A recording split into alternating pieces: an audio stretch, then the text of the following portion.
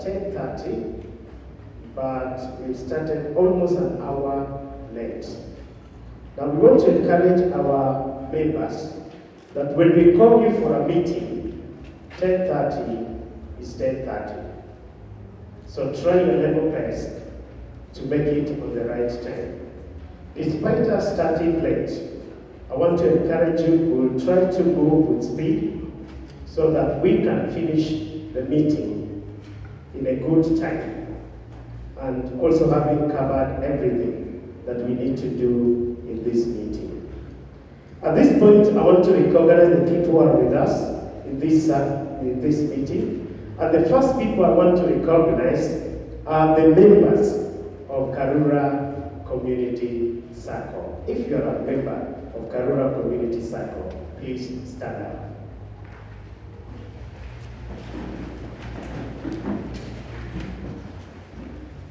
Please clap hands for yourselves. And take your chairs. I want you to know, without you, there is no Sacco. You are the key people in this Sacco. And we value you very much, and we appreciate you for making a point of coming for this meeting. You are very, very important. The next people I want to recognize, and they are with us in this introduction. They are people, partners that we work with, and I'm sure they are here with us, our stakeholders, and these are our auditors. Are our auditors right here with us? Our auditors? Okay, please stand up. Thank you. Thank you very much for the work you do for the Sacco. We really value you, and we appreciate the work you do for our Sacco and your company. Asante sana. The other people want to recognize that are with us. It is Nick Mark for land properties. Nick Mark, are you here?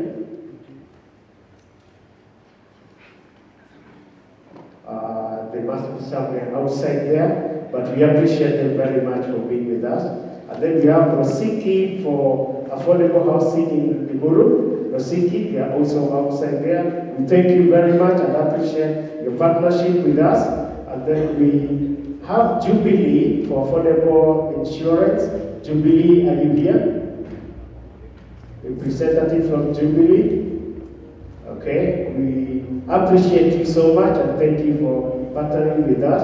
And then we have the Karura for core banking system. Anyone from Karura?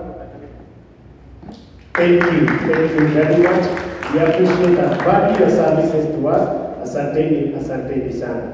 The other people want to recognize, they are the Sacco officials with us, the current board members, the supervisory committee. Board members first. We have the board members. Where are you? The Sacco board members. Wherever you are, stand up. Thank you. Thank you very much. We have Mika there. Mika, you can wave. And then we have James Mariga. Where are the others? They should be somewhere, and you will get to know all of them. Supervisory committee. Do we have them here? Okay. Asante sana. We also have some other new incoming board members, and we will be inviting them at one point. At this point, I want to welcome our secretary to take us through last minutes from previous stage. Karibu sana, Bwana Mika. Thank you, Chair, for this opportunity that you have given me and Dubai members to take us through the previous meeting minute.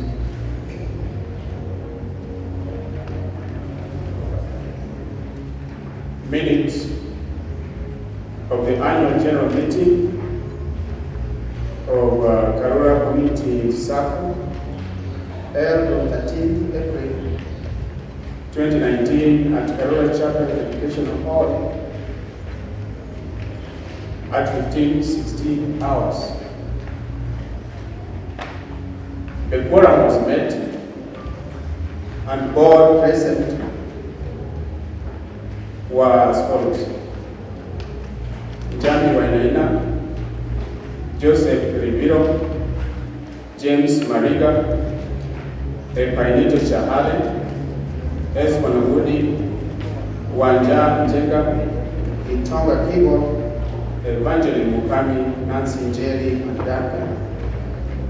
Agenda for that particular day: one was confirmation of minute of the previous AGM 2018 and matters arising from the minute.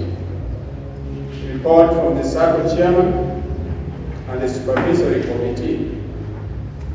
Presentation of audited financial reports for the year 2018. Presentation of 2019 budget.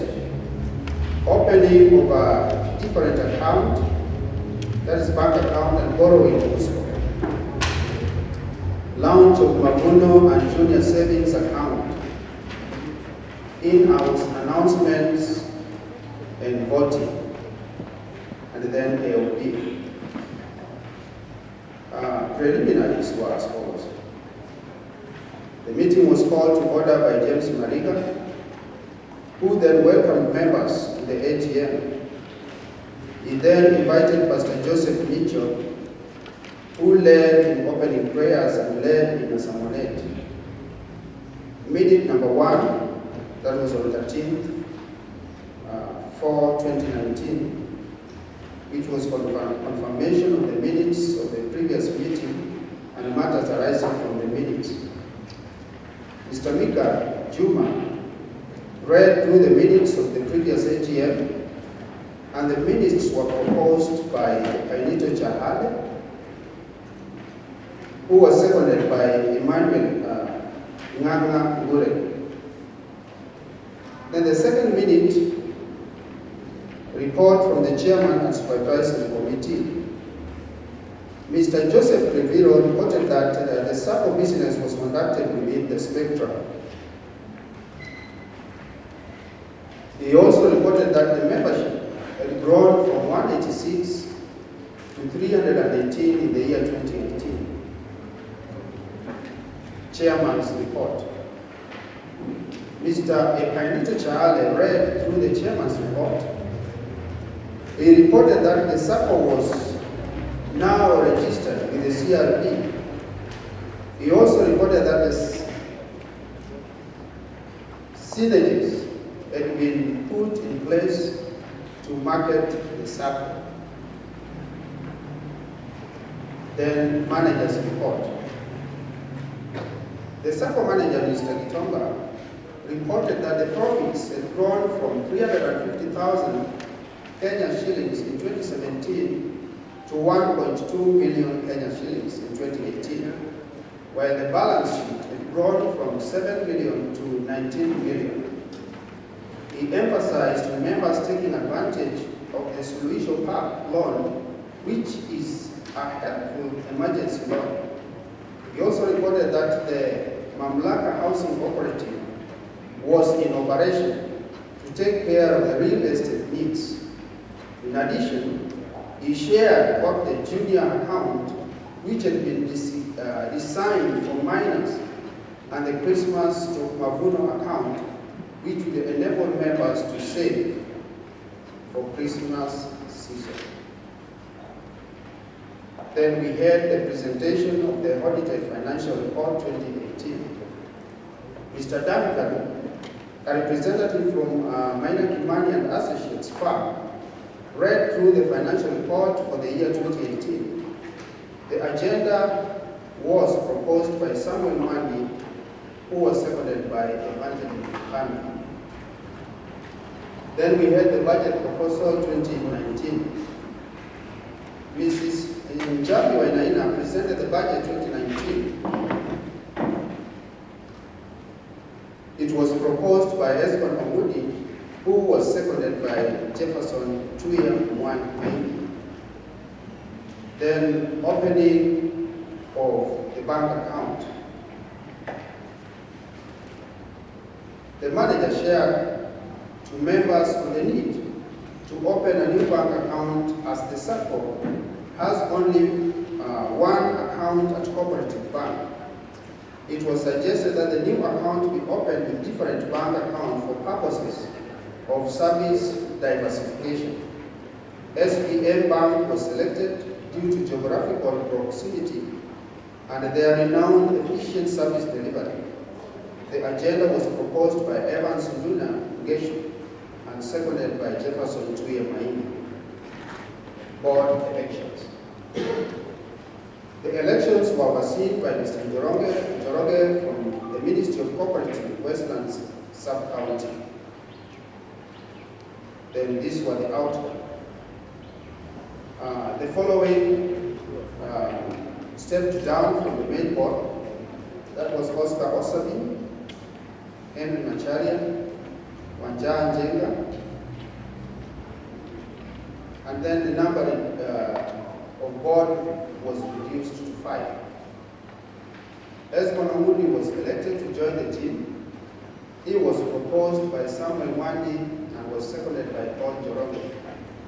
After elections, the board was reconstituted as follows: Aidito Chahale, Chairman; Amos Bugwa, Vice Chairman; Jambi Wainaina, Treasurer; Mika Juma, Secretary; Esbon Omudi, Member. Then supervising the committee, Mr. Joseph Rebiro retired from the supervisory committee. Then Rina Kihika was elected to join the team. She was proposed by Matthew Langat and seconded by Anna. The following were to serve in the supervisory committee in 2019: James Mariga as the chairperson, Anne Wanjikuru as member, Rina Kihika as member. There being no other business, the meeting ended at 17:46 hours with prayers led by Esbon Omudi. Then it was signed by Chair and Secretary on 2nd May 2019. Thank you so much. Bwana asifiwe. Are you happy with the Sacco staff? Great. So, the introduction of internet banking has improved service delivery. Increase in number of employees has ensured more personal service to majority of us who have unique needs. Partnership with other service providers, like those who have been introduced to us, has seen us increase the number of service and products that we offer to our members. Medical insurance, life cover, land and housing property in different parts of Nairobi. We have Nairobi, Kiambu, Nakuru, and also in Kajiado. What are our recommendations as the supervisory committee to our members? We challenge the members to take the advantage of our growing lending power of up to 3 times the savings. We also challenge the members to save and pay promptly. We challenge the Central Management Committee to arrange more frequent education days for members in regard to their economic interest. We challenge the members to embrace our timely products, e.g. as on our banners, Solution Osmos is Solution Bank, which can be a great buffer on a rainy day. We challenge the staff and the members of Karura Sacco to be more aggressive in marketing our Sacco within the community and beyond. Refer friends, relatives, even colleagues at work to join this great Sacco. We challenge the members to give feedback and also find time to visit the office, our Sacco offices, in case of any clarification in regard to our services. I would also go back to encouraging members to download and use the internet banking system for convenient access to our products and services. What are some of the milestones that we observed from Karura Sacco this year? It is worth noting and commending the board, the staff, and the members for their overwhelming support in enabling the Sacco to grow in membership from 624 in 2020 to 1,209 in 2021. I think that deserves a clap. That's a double, more than a double of what we had in 2020. My desire is we double this number again at the end of this year, 2022.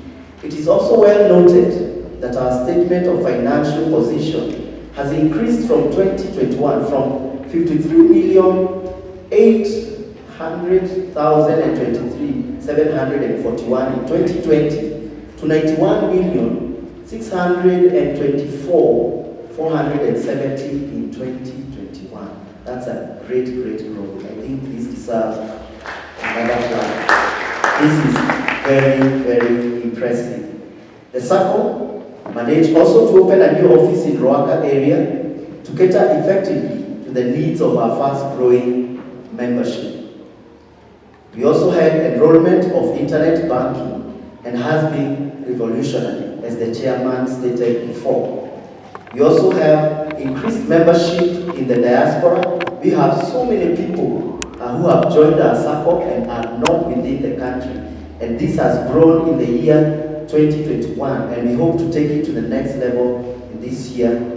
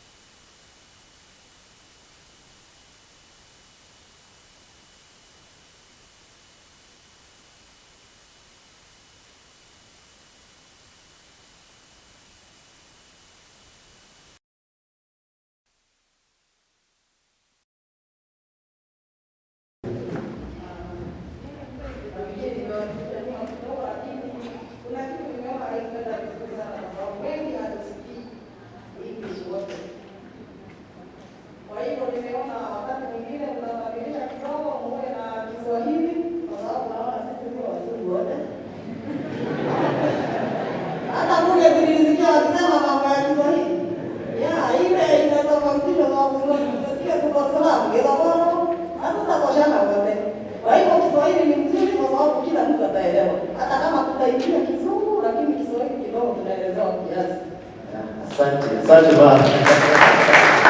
I think that should be acknowledged. Bwana Chairman na CEO, nafikiria tunahitaji utafsiri ama tujaribu kuongea Kiswahili. Si kigumu, lakini tutajaribu. Natumai kuanzia sasa tutajaribu kuongea Kiswahili na ndiposa kila mtu aweze kuelewa yale ambayo tunaongelea. Asante sana. Kuna mwingine ambaye ako na swali ama taswishi yoyote kabla tumalizie? Inaonekana tuko sawa, kwa hivyo Mungu awabariki sana. Asante. Asante sana kwa kumaliza. Kama hata mimi nitajifunza Kiswahili sasa But at this time I'm supposed to get a proposal and a second. So I don't know how to say a proposal in Kiswahili. Maybe Madam VCO unaweza nisaidia proposal in Kiswahili? Okay, sawa. Once again, let's appreciate my chair and the supervisory committee, and also my chair from the committee, the main committee of management. Actually, just to bring to your attention, Mr. James Mariga and Mr. Jahale are one of the longest serving board members here at Karura Community Sacco. So it's always an honor to see you in front here because I know the support, and also not just serving members, but also one of those dedicated members. That is always an honor to serve with you. They work more than staff members. Board members are supposed to be here once a month in their board meetings, but for them, anytime you call them, be it on a weekly basis, be it on a bi-weekly basis, they'll always be here. Some of them help us in authorizing transactions, and you know, most of you call us when you want your payment to be, you know, and we tell you the signatory is not there. Signatory hayuko, kuna mwenye ameambiwa hivyo. Signatory hayuko ndio maana pesa imechelewa. Si hakuna mwenye ameambiwa kwa sababu yao, but in other organization your check will delay, hautalipwa mapema kwa sababu unaambiwa signatory hayuko. Si kweli? So you can attest to this, but because of their effort we are able to have our payments being approved at the right time. So kwa wakati huu nitaanza na chairman's report ambaye amesikia yale mambo ambayo chairman amesema na amekubaliana nayo. Tafadhali naomba uinue mkono. Tuko na Bwana David Kiama, asante sana. Proposal to the chairman's report. Mfuatilizi wa chairman's report, the seconder to the chairman's report. Mfuatizi.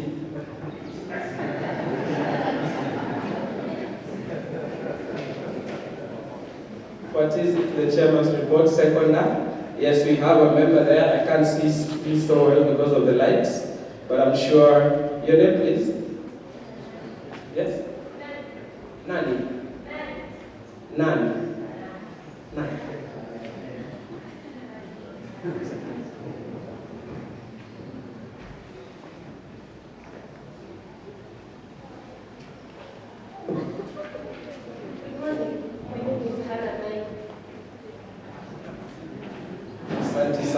Now we'll get to the supervisory chair report. Proposer, aliyesikia. Yes, tuko na Bwana Peter, asante sana. Seconder, niko na Bwana Macharia, asante sana Bwana Macharia. Tunaendelea vizuri. We are supposed to end our meeting in at most 2 hours. I know we started late, but at most span of 2 hours we are supposed to have ended this meeting. Najua mko na the program of the day. So after the manager's report, after the chairman to the supervisory and the main committee report, we are supposed to go to the audited report. Na ukiangalia ile kijitabu ambayo ulipatiwa, page number 3, kuanzia page number 3, those are our audited report for the financial year ending December 2021. And I want at this moment to invite our auditor, Njenga Associate, to just come in front here to report the numbers. We'll also have the numbers projected on the screen, but just in summary, the statement of financial position and the income statement. After his presentation, tutakuwa na wakati ambao tunapokea maswali. So wakati anafanya presentation yake, kama kuna jambo moja au lingine ambao maybe haujaelewa, tunataka kuuliza maswali, tafadhali liandike chini, kisha tutaweza kukusikiza na tutakujibu. Asante sana. Karibu sana our auditor, Mr. Emmanuel. Let's clap for Emmanuel as he comes on stage. Bwana asifiwe. Kwa majina naitwa Emmanuel Mwema kutoka kampuni ya ukaguzi ama auditors inaitwa Njenga K-Good Company. Wakati nilikuwa nakuja niangalia hii tu reverse na nikafikiria sana kwa moyo wangu. Huyo jamaa alikuwa anaitwa Chris Karura, alienda, si ndio? So wakati tunaishi duniani, kwa tuende kwa mahesabu, ni vizuri ukague moyo wako. Na ujue siku moja utakuwa unaelekea. Kitabu cha Luka mstari wa 12. Mtu mmoja alijiwekea mali mingi, akasema moyo wangu ule ufurahie, lakini Mungu akamchukua, sio? So ukitoka hapa nenda ukikagua moyo wako. Poleni kwa hiyo kidogo nimewaachia. Haya, tutaanza mko na hii kitabu hii? Okay. Hii kitabu iko na performance. Unaitaje kwa Kiswahili? Performance. Okay. They say Kiswahili was born in Tanzania, grew up in Kenya, then died in Vietnam. I don't know how true it was. We can go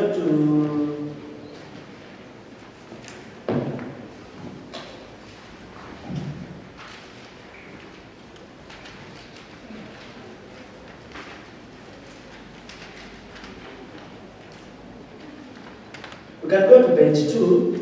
Page 2 is just a summary of the transactions of the society. This society iko na member 1,209. Share capital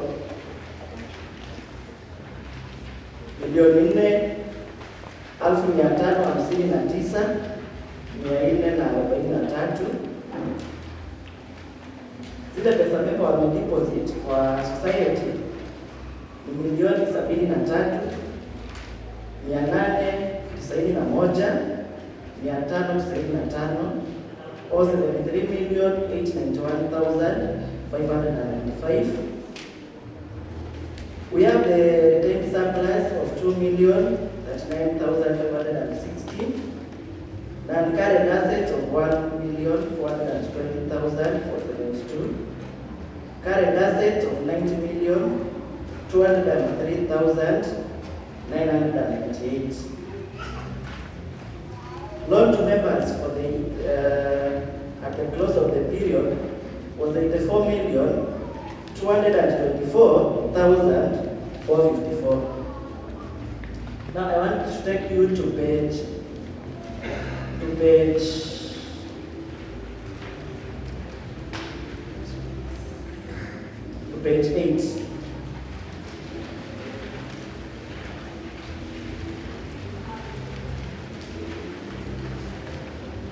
Page 8 imetakwa statement of comprehensive income.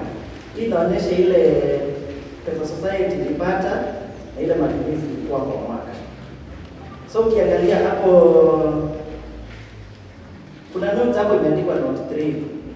Interest on member loans. 9,097,650. Ile ni ile faida society ilipata kutokana na kupeana loans. Tunaelewa? The interest on member loans. Ukichukua loan ile interest unalipa ndio ile kwa hapo ile. Total collection huo mwaka. Kuna note 3 ukiangalia kwa hiyo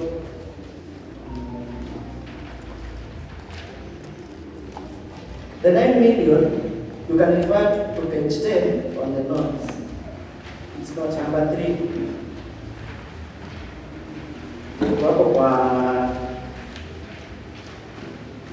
that is on page 10, note 3.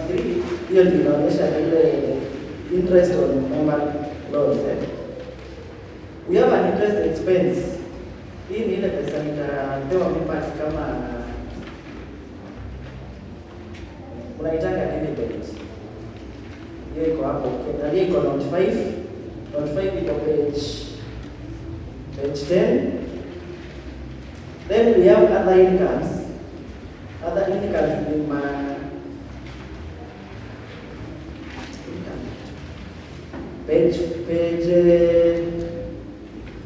page 10 note 4. Hiyo other incomes ni entrance fee ya wale members walijoin, and there are other operating incomes.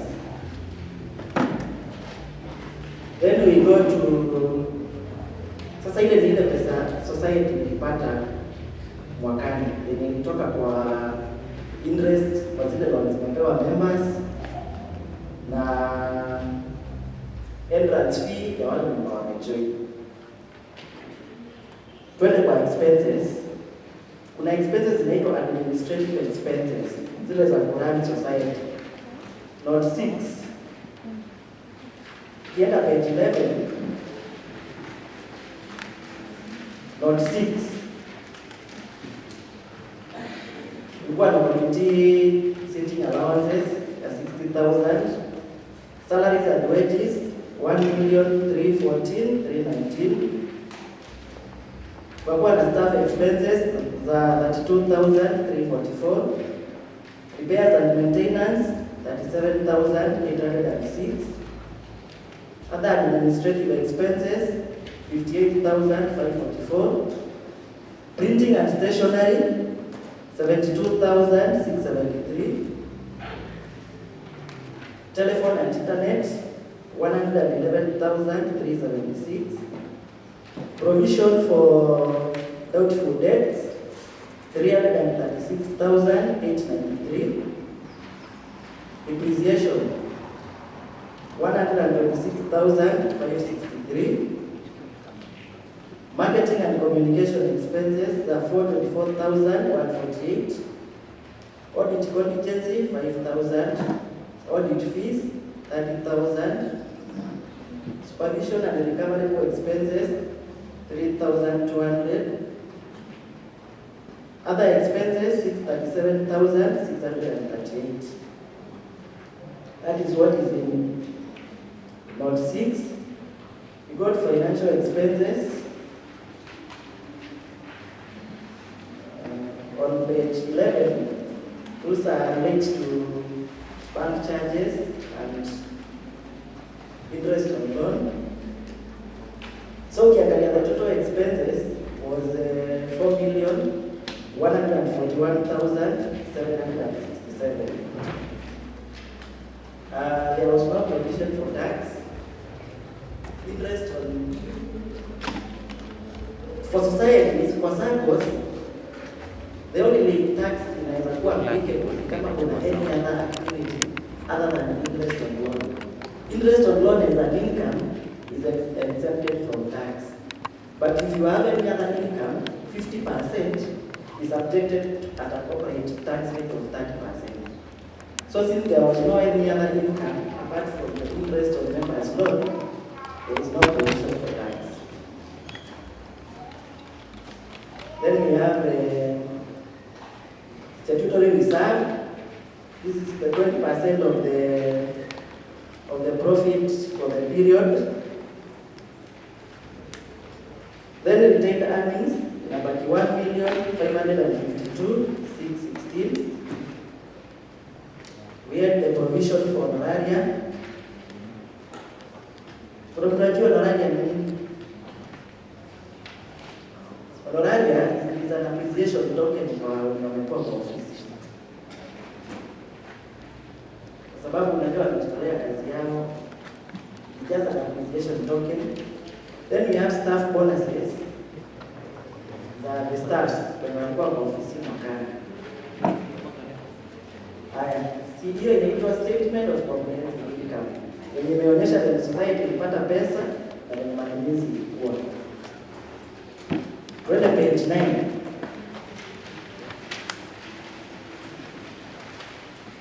Page 9 is a statement of financial performance position. Kitabu ilikuwa inaitwa balance sheet. Ina inaonyeshanga madeni, pesa ya society na asset ya society. So tukianza hapo note 8, cash and cash equivalents. Zile pesa zilikuwa kwa account ya society mwaka ukiisha wa 2021 ilikuwa milioni 3,108,406. Ukiangalia note 8 on page 11 kuna breakdown ya hizo cash.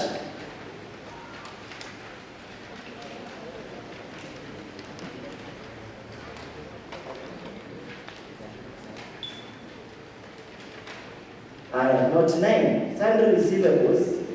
Hizi ni zile receivable ni yule mnadai.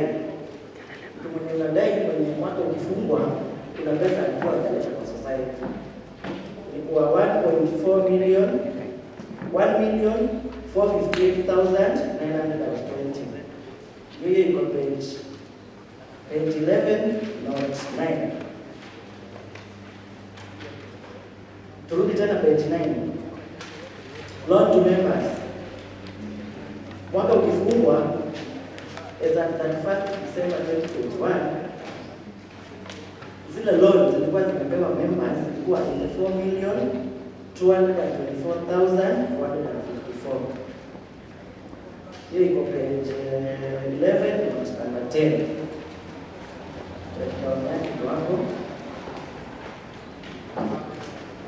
We proceed to investment in shares and deposits. Note 11. Note 11 is on page 12.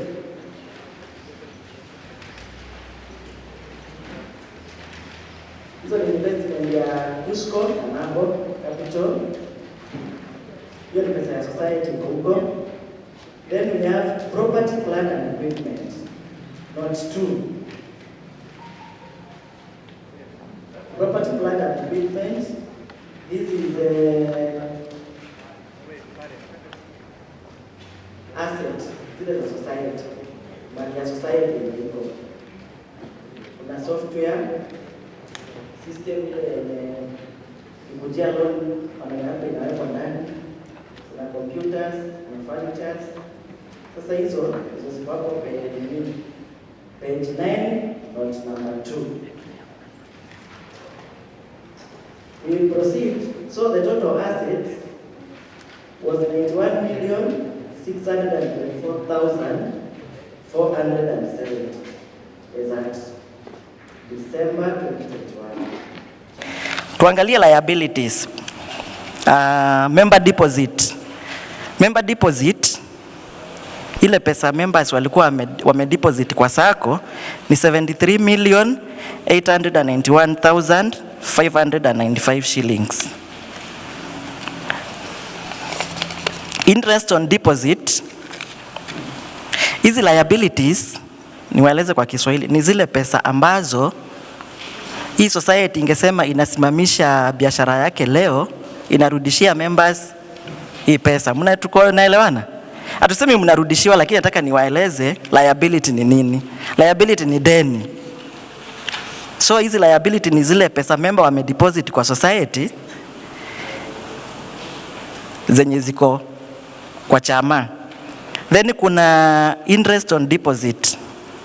Interest on deposits 5,628,356.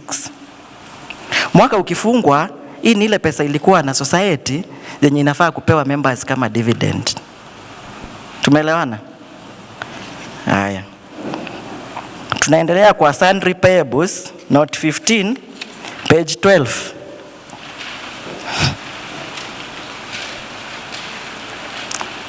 Hizo ni zile madeni zenye society inafaa kulipa. Kuna audit fees, kuna supervision, honoraria, payroll, staff bonuses. Hizo ziko hapo note 15. Then we have the bank loan. Note 16 of 4,374,999. Hiyo utaipata note 16 page 12. Then we have share capital, equity or financials. We have share capital. Hii ni ile pesa mnatoanga ndio ukue member permanent. Si ndio? Kwa Kiswahili sijui inaitwa aje permanent. Yaani ukue ile non-refundable. Then we have reserves 2,726,227. So total liabilities and equity is coming to 91,624,470.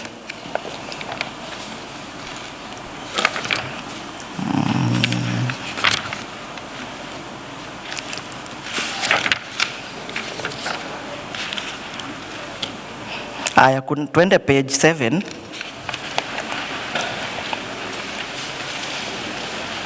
Page 7 inaitwa cash flow statement. Cash flow statement ni statement yenye huwa inaonyesha venye pesa yako inaenda bila expenses zingine zenye unaona hapa kwa profit and loss kuna expense tunaita depreciation. Depreciation ni expense yenye in real hakuna hiyo expense. It's only that when you are disposing the asset you will dispose it at a lesser value. With the cash flow, it does not take into consideration depreciation and the provision for bad debts. So kwa hii cash flow statement, interest income was 9,097,650. Interest expense was 3,170,638,000. Other operating income was 2,613,243. Payment to employees and suppliers was 3,774,833.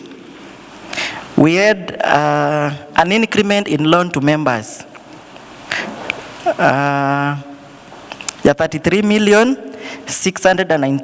33,691,422. Huu mwaka wa 2021 loans zili increase na 33 million. Trade receivables 584,406. We had deposit from members 31,522,531. We had trade payables and accrued expenses 205,622. Net cash flow from operating activities was coming to 2,217,747. We had cash flow from investing activities.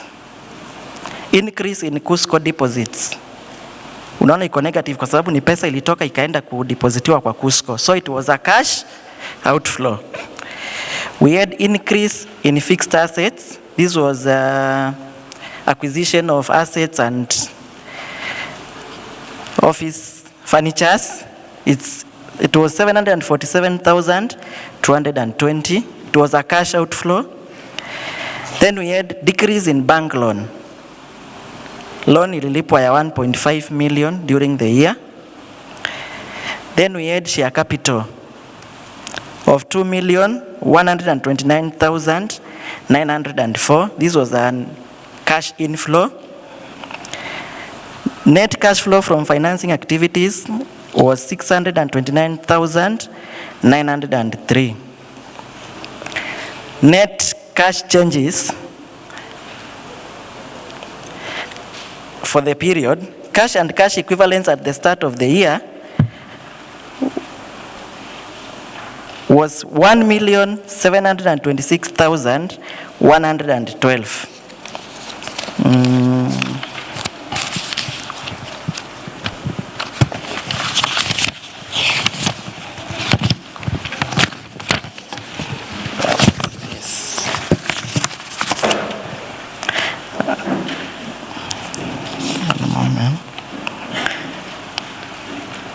Muna mkiangalia page 9.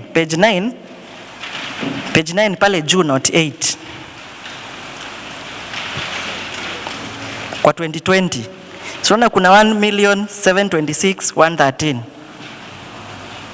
Page 9 note 8 kwa 2020. That was the cash and cash equivalents at the start of the year. 1.7 million. 1,726,112. So cash and cash equivalents at the end of the year was 3,108,426. Hiyo iko bado kwa hapo page 9 note 8.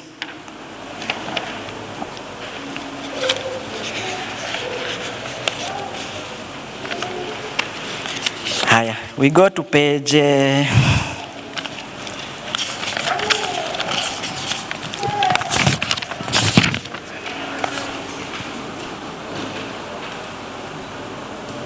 We go to page 4.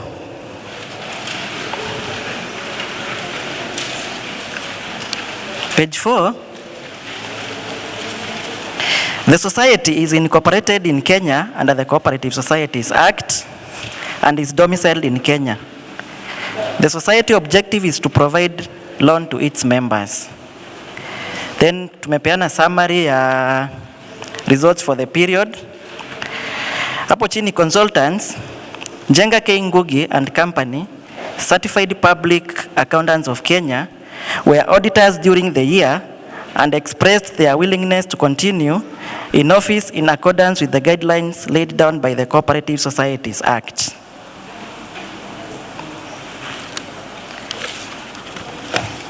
Twende page 5.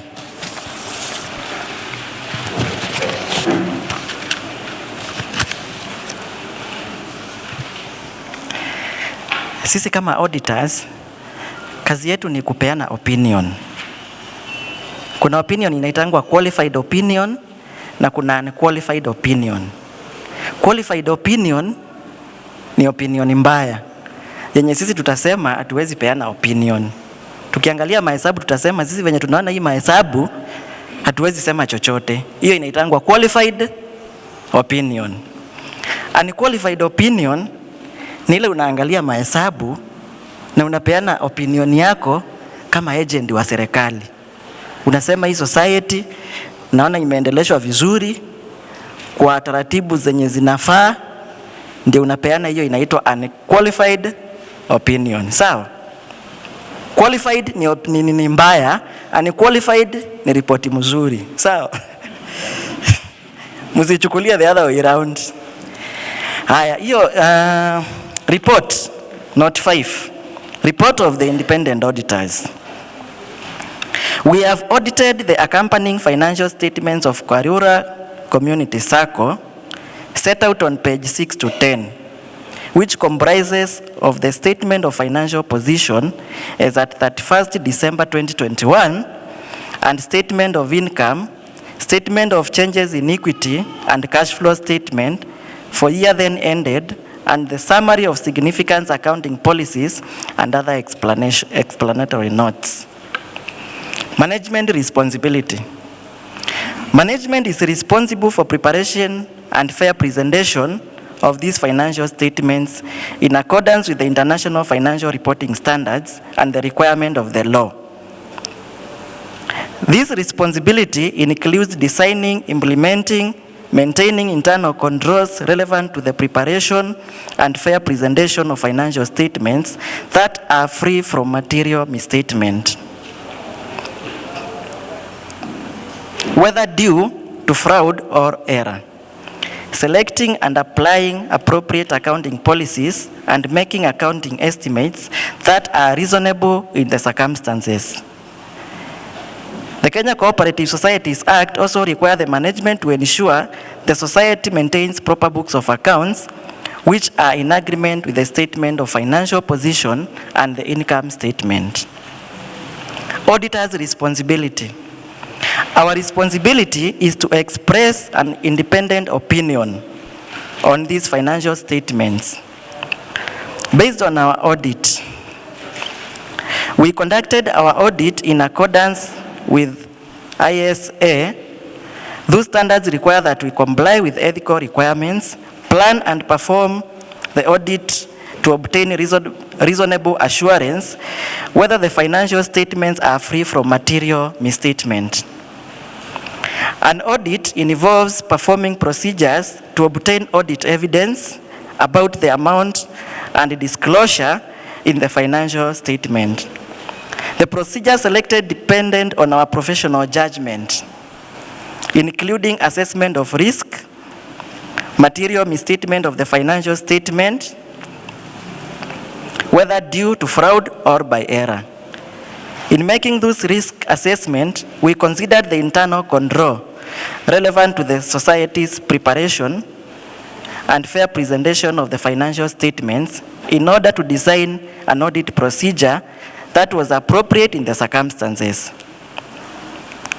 We believe that the audit evidence we have obtained is sufficient and appropriate to provide the basis for our audit opinion.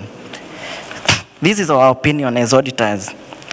In our opinion, the accompanying financial statements give true and fair view of the state of financial affairs of the society as at 31st December 2021, and of its income and cash flow for the year then ended in accordance with the International Financial Reporting Standards and the Cooperative Societies Act. So in our opinion,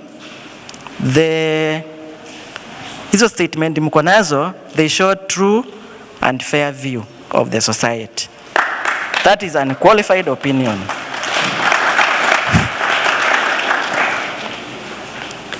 Report on other legal requirements. As required by the Sacco Act and the Cooperative Society, as required by the company, there was a typing error. You see, a Sacco is also a limited company. Apart from filing returns to the ministry, they should also file nil return in cases where there was no taxable income to the taxman. So, as required by the Companies Act and the Cooperative Societies Act, we report to you based on our audit that we have obtained all the information and explanations which, to the best of our knowledge and belief, were necessary for the purpose of audit. In our opinion, proper books of accounts have been kept by the society so far as it appears from our examination of those books. The society's statement of financial positions and the statement of income are in agreement with the books of accounts.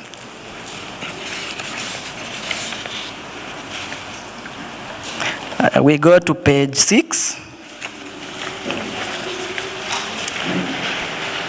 Page 6 is a replica of whatever we have done in the other pages, which you can just review on your own. This is just there is the share capital, there was an increment, the reserve, the retained earnings. With that, I beg to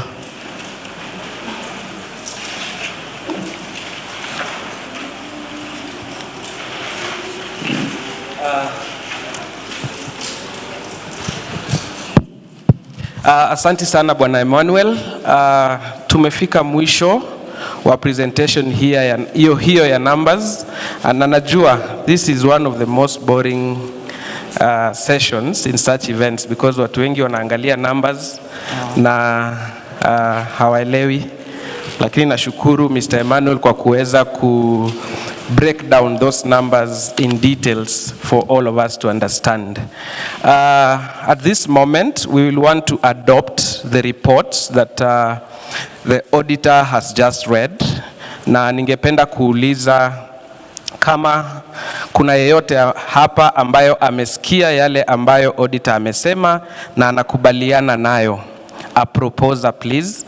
Kisha baada ya proposer na seconder tutakuwa na wakati wa maswali. Kama uko na swali yote kuhusu zile numbers tumepeana, tutakuwa na wakati wa maswali.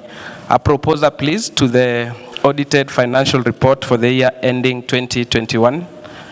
We have a proposer from Ruth Nyiha, and we have a seconder from Mr. Ben Kalonyere. Asanteni sana. Sijui kama tuko na maswali.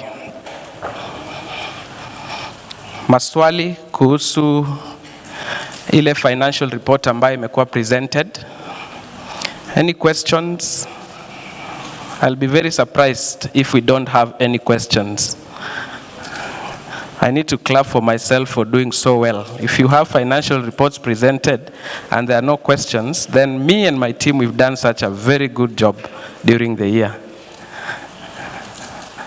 No questions? Asanteni sana. Hata questions ya dividends? Hakuna question ya dividends? Tuko na swali kule mwisho kwa kona from the accountant. Yes, I can see it's an accountant, so the church accountant. He's our host, so. Bwana asifiwe. Okay, I have this question. On additional notes number 6, we find that for salaries and wages, we have a difference from 654,900 to 1,314,000 and 319. And then below there are staff expenses, which are 455,160, and then for the current year is 32,344. What could be the cause of the difference? Yes, the cause of the difference is the growth that we are seeing. And I think it's explained by the fact that even our numbers, the statement of financial position, has increased from 55 million Kenya shillings to 91 million Kenya shillings. I don't think there's any organization that grows by a surprise. You have to put in both the human and infrastructure resources for you to be able to grow. So for us to be able to grow from 55 million to 91 million Kenya shillings, then we had to improve the quality of staff that we are getting, and also we had to reward our staff members in a way that will motivate them to grow the Sacco even more. And that explained the cost of salaries going up and other staff expenses. We nowadays give them tea at tea break.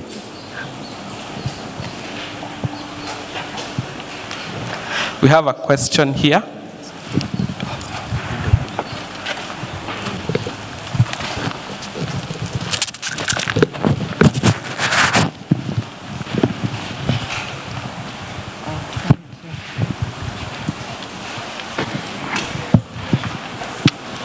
My name is Irene, and it's just a small concern or question on the page that has Karura Community Sacco proposed budget for the year 2022-2023. And I would count. Sorry, from the budget. Yes. We are presenting the budget immediately after this, then we can ask the questions regarding the budget. Okay. Yes. Any other question? 3, 2, we have one question at the back from Angela Rono. Bwana asifiwe. Okay. Naitwa Pastor Phyllis. Mimi Bwana Manager Kitonga, nimesaidika na pesa yenu na ninashukuru Mungu na ninaomba muendelee. Lakini kuna swali nilikuwa nataka kuuliza. Wakati nimejaza loan ama wengine wamejaza loan, huwa tunaambiwa ati board member wanakaa lazima ugojee 1 month. Nilikuwa nauliza hiyo haiwezi fupishwa angalau ikuwe 2 weeks, kwa sababu ya ile mambo inakuanga imetukibiza na ya kufanya na hiyo pesa.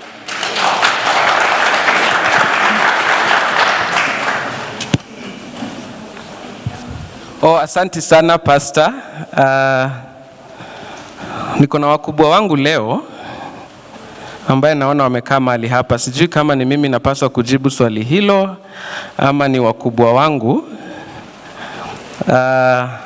Nitajibu.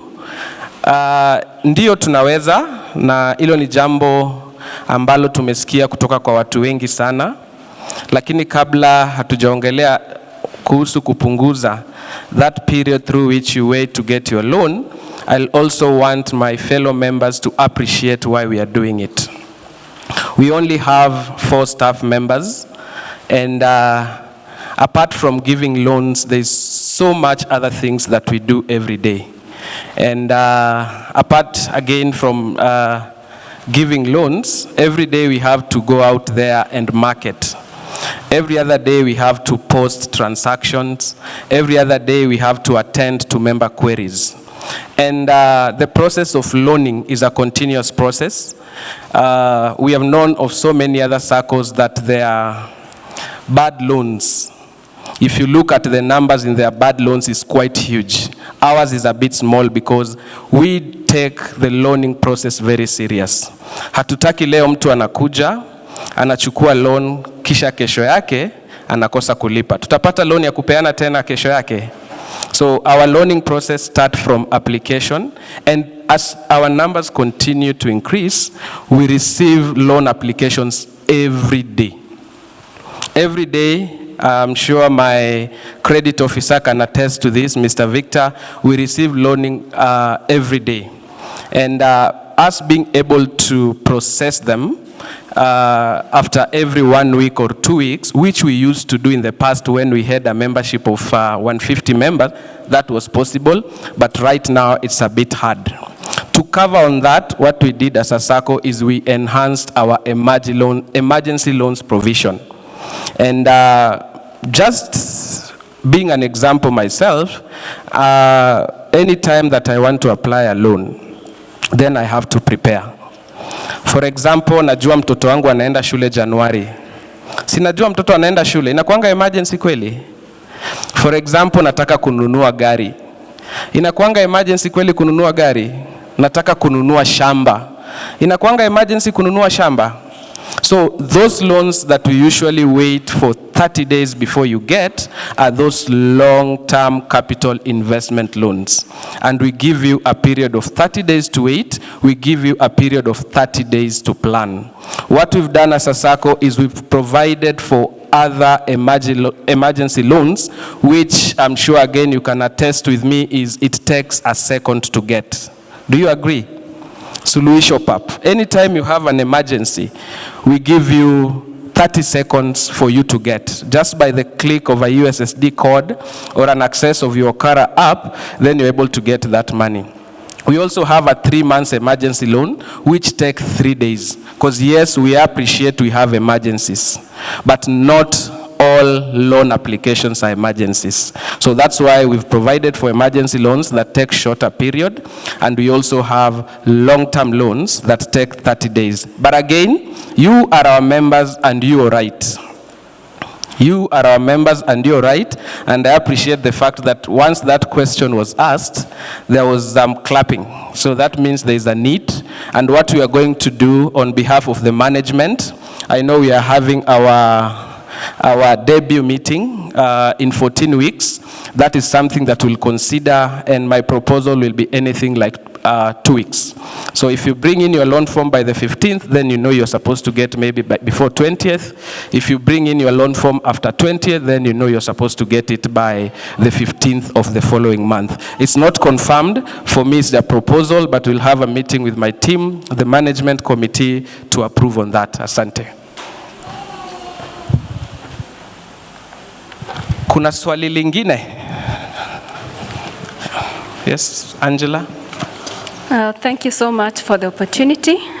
First, I'd like to appreciate what Karura Sacco is doing in helping the community to grow. In page 11, under administrative expenses, you'll correct me if I'm wrong or clarify, and I don't know whether the other person had asked on the same. There is under administrative expenses, there is other administrative expenses, and then towards the end, that's under point 6, there is other expenses. Will you help me understand this? Of course, it's not everybody who will understand clearly why that slot has been put twice. There's already administrative expenses that have been listed.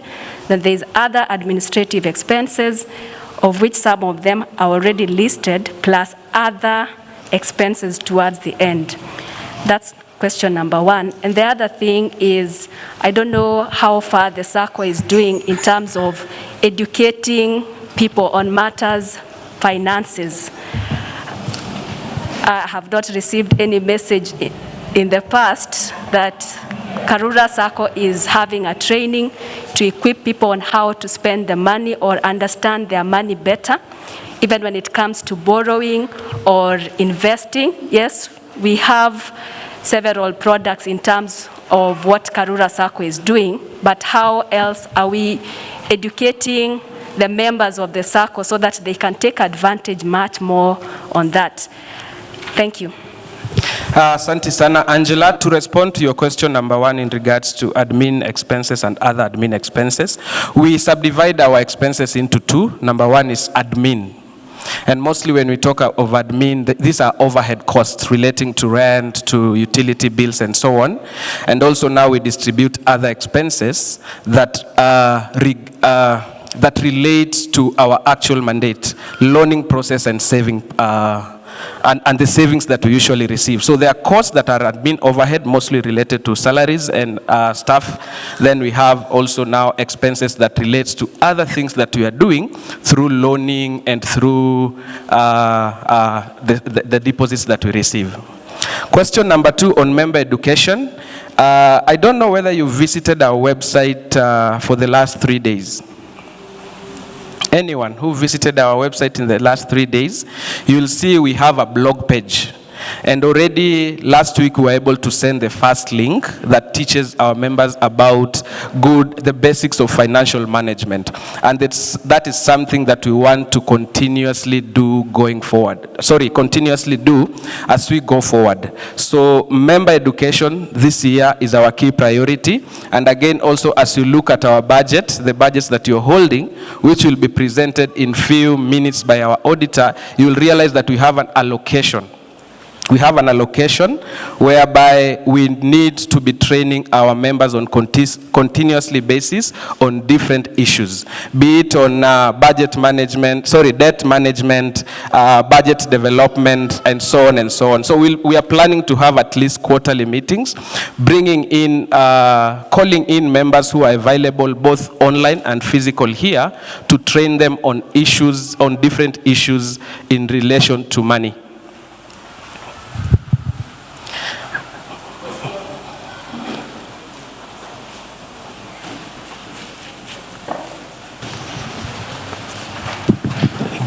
I'd like Tosh to maybe give examples on the question that Angela has asked. Other admin expenses, give me an example for 58,000 and other expenses for 377. I think we need some clarity on that, on those 2 items. I need to? I think you need to give like examples. What do you mean when you have admin costs for when you're dispersing loans and stuff like that? These 2 items seem to be unclear. Okay, so I think I'll work with my auditor. He's noted that. But the idea is they're all admin expenses regarding to different matters in our day-to-day running of the Sacco, and sometimes issues of classifications and requirement by the regulator and the ministry. We are supposed to require to do the same. So I think my auditor has noted that, and next time we can rectify on that. But all in all, in summary, is the costs are relating to our admin expenses. Any other question? Just a minute. Okay, so thank you for those questions, and I'm hoping that I've been able to respond to the questions correctly. If I've not, after this meeting, I'm very much available. My auditor is very much available. We'll be here to have an one-on-one session with you. Just ask all the questions, then we can respond to it. We will quickly get to a time of proposing a budget. And I'll want to invite my auditor to, in summary, because you have the numbers already, and I know you've seen the numbers, and we are focusing on projected budget for the year 2022, mostly. So you can just read through, then I'll call in the auditor to, just in summary, to take less than 3 minutes to go through it. Then we can have also questions, and we can have a proposer and a seconder. Then we can invite our honorary guests from the Ministry of Cooperatives to come and handle the final sessions that we'll be having.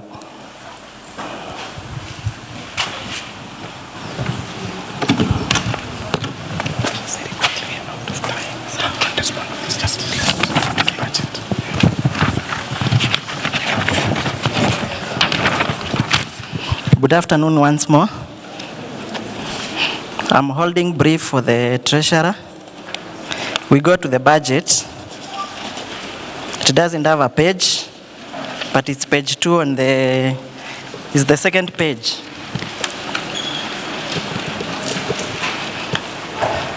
We have the Tuko hapo? 2021, we have the actuals, like the interest from loans was 9 million. The committee is projecting that for the year 2022, there will be an increment in interest from loans to 15 million. Entrance fee for 2021 was 495,000. The committee is projecting that it will be 800,000 for the coming this year. Other operating incomes for 2021 was 2.1 million, 2,117,379. The committee is projecting that it will increase to 3,599,544.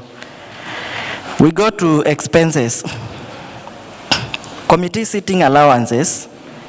The committee is projecting sitting allowance of 276,000.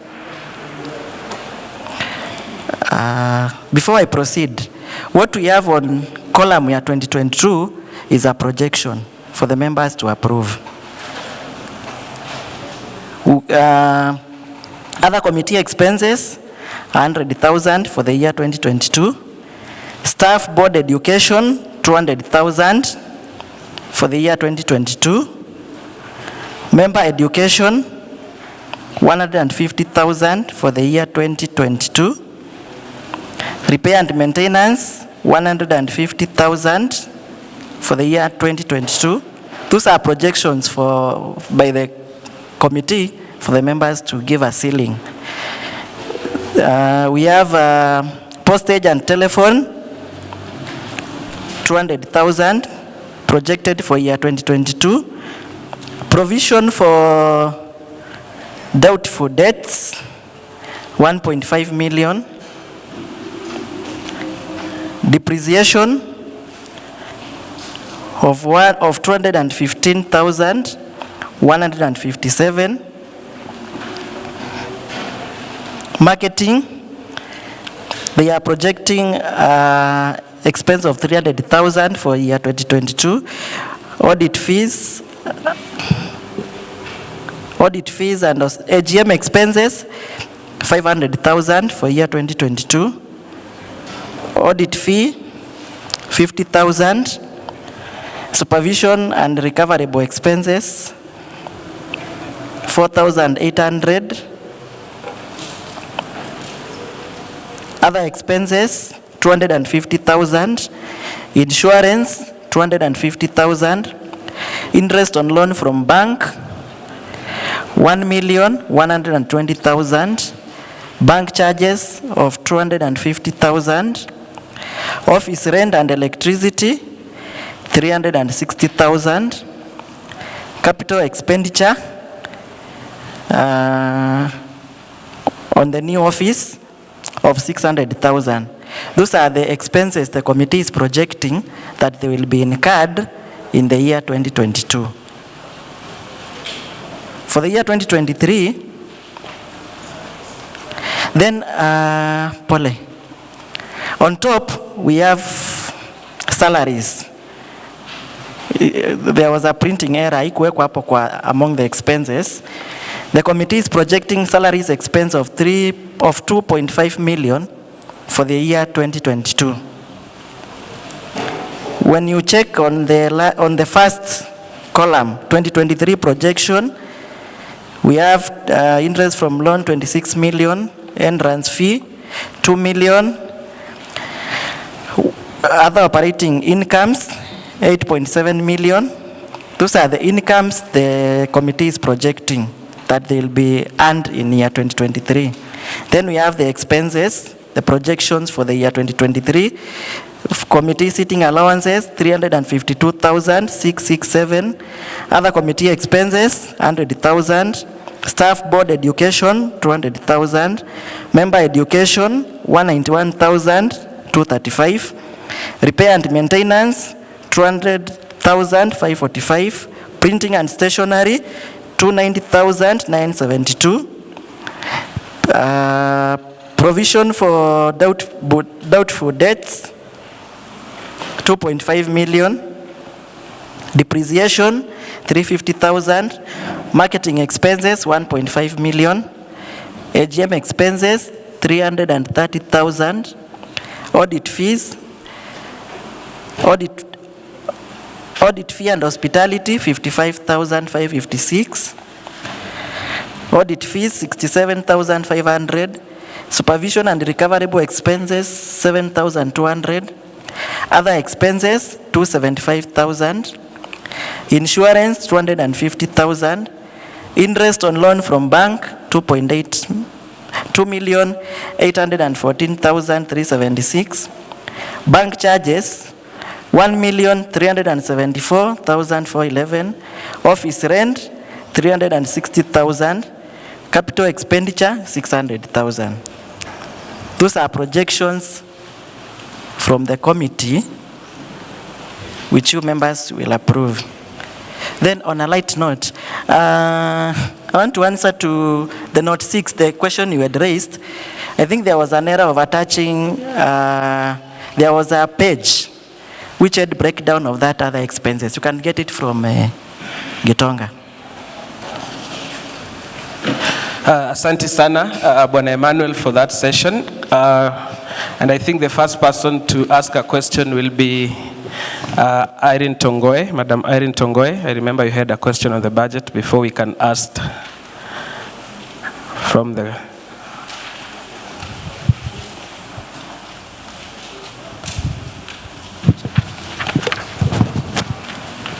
Thank you, members and our leadership. I just want to commend you for a good job, Painito and your team. And I think the concern that has come, that was going to come out from the budget segment of his presentation has already been represented here by two other members. It's that grouping of other expenses. I think from other contexts, we kind of carry the pain of not being too sure whether the other expenses are genuine. So I think I've just been talking with my friend here that if it is represented a little differently, it will give members comfort. That's all I have to say. Thank you very much. Thank you. I think our auditor has had that. For the financial for this year, we'll work on it. There's also an, okay, here then we come there. Thank you, leadership. I want to invite myself into that area because that is one of the most perhaps contentious and sensitive of areas. When we are planning to spend next year, we must always give a basis of why we want to scale up the expenditure.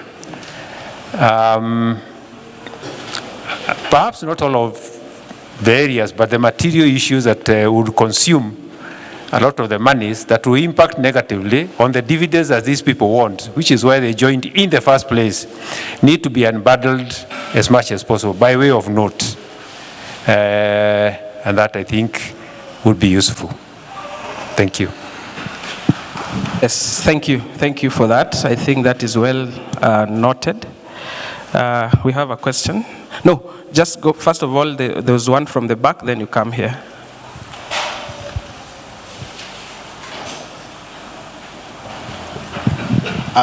To be honest, I just want to, that point I think now has been touched on by 3 people. To be honest, I don't think you're giving clarity on that point. Because if I look at the budget right now, meaning the expenses, first, other administrative expenses are now gone in the budget that you're presenting. They are all lumped into other expenses. And in the other expenses now, it is gone down from almost 600 and something to 250. So it's really, I think, not really a matter of him noting. It is a matter of just giving clarity on what these other expenses are and what are other administrative expenses, just clearly. And then why did they go up so much, I think, from 100 and something to 600 in 2021, and why they are now going down to 250 in 2022. Yeah. Okay, thank you. Auditor, you want me to respond or you want to come and respond? Maybe I can respond. Yes, as I will mention again, issue of clarification in terms of the presentation that we've given is other admin expenditure, as I've mentioned, the expenditure that relates to admin expenses. And I'll use an example. My supervisory committee mentioned about industrial attaches that we usually use to do marketing. Those are people that we don't pay salaries. We give them transport allowance, we cater for their lunch and so on. So during the year, we actually increased. Right now we have 2. At some point during the year, we had like 4 of them. And we are in a strategic partnership with Cooperative University and St. Paul's. So every other 3 months, they will send us a list of students who are supposed to be out there getting industrial experience. And during the year, we really used a lot of them. And we are planning, even this year, that we'll use a lot of them. And most of them, you can imagine, we give them something like 5,000, 3,000. Some of them will be with us for 1 month, 2 months, then they go. So that's where we've been lumping those amounts of money. So members, hatuna quotation nyingine, but from henceforth, hata kama tunataka ku retain the same auditor, anafaa kuwa among the listed 3 quotations. Alafu mchague from there. Are we together? So now we don't have any other. So we have only Kigo, Jenga and company auditors. Munataka waendele? Proposer, please. Yes, thank you.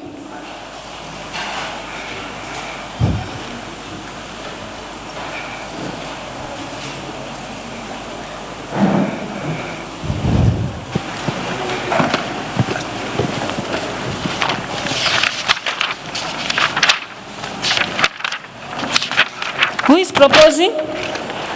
Yeah, I propose Jenga, K, Gogi and company. Thank you. Your name? David. David. Kiam. Yes. David who? Because Kiama. of the, you know the name? Okay. Seconder, please.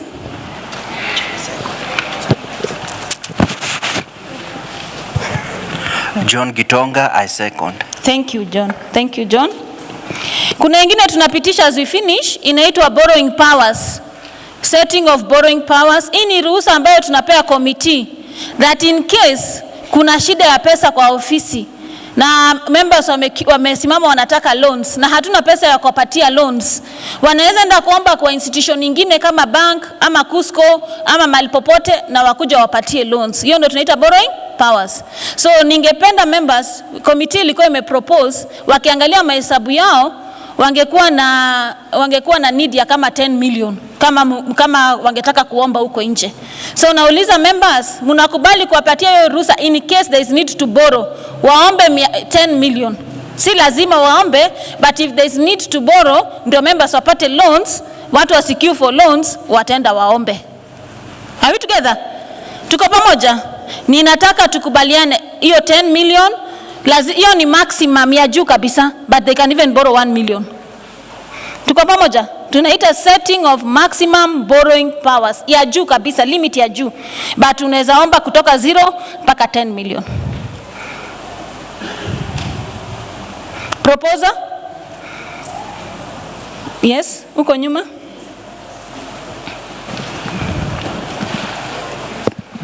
Fred Minor. Seconder?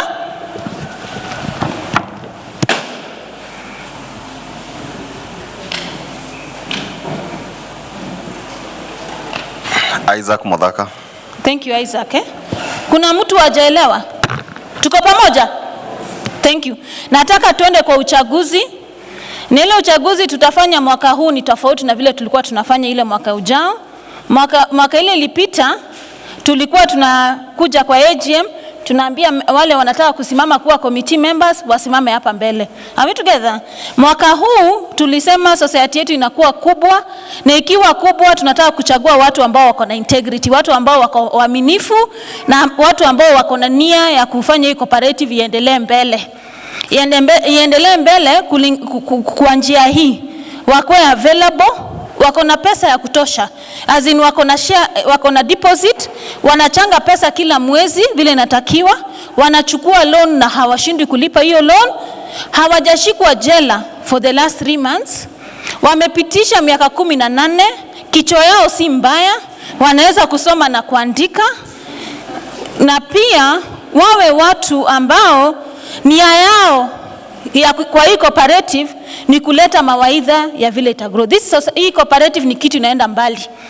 Na tukakuwa na kitu tunaita nomination ambayo kila mtu alipata SMS akaambiwa kama ungependa kutaka kusimama kama committee upeane makaratasi zako. Mulipata hiyo message?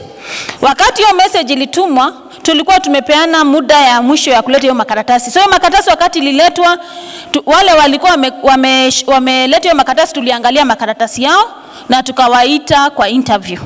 Hiyo interview ifanywa na ofisi, inafanywa na Margaret Kamau ambaye anakuanga chairperson wa hiyo committee. Mimi nakuanga member na CEO Mr. Kitonga who is your manager anakuwa secretary. Tukawaita kwa mkutano, tukawahoji, tukauliza maswali, na wale ambao walikuja kwa hiyo committee tulikuwa na Mr. Fredrick Kanyiri Karioki, Ruben Kimani, Esther Olo, Jeff Mbogwa, Bila Maina na Jennifer Mwangangi. Kuna wale walikuwa kwa ofisi before ambao walikuwa wanatusaidia kufanya kazi ya ofisi. Tulikuwa kwa board members, tulikuwa na Mr. Amos Mbogwa, Geshie Mbogwa, na tukakuwa na Njambi Wainaina ambaye alikuwa committee member. Wakati walikuwa wanafanya kazi zao na mwaka huu ulifika wa kufanya elections mwaka huu, Njambi na Amos Geshie Mbogwa walisema hawangependa kuendelea kuwa committee members kwa sababu ya sababu moja na nyingine. Wakati tulikaa chini kama nomination committee, tuliona hii cooperative imekuwa kubwa. It used to be 180, sasa imefika 1200. Meaning ya kwamba hii cooperative itakuwa na kazi nyingi ya kufanya, na wale committee tulikuwa nao 5 hawawezi fanya hiyo kazi very effective. Tukaona tuongeze kutoka watu 5 mpaka watu 7. Members tuko pamoja? Na hiyo hatukuwauliza ruhusa, but ni vizuri tunawauliza ruhusa wakati wa AGM. Tukaona tupitishe hivyo, lakini nyinyi ndio mtakubaliana wakati wa AGM kama tuiongeze ama tuiwache watu 5. Mnaona ni vizuri tuliongeza watu 7? Is it okay, members? Who is proposing that we continue with 7 for now? Nani ana propose?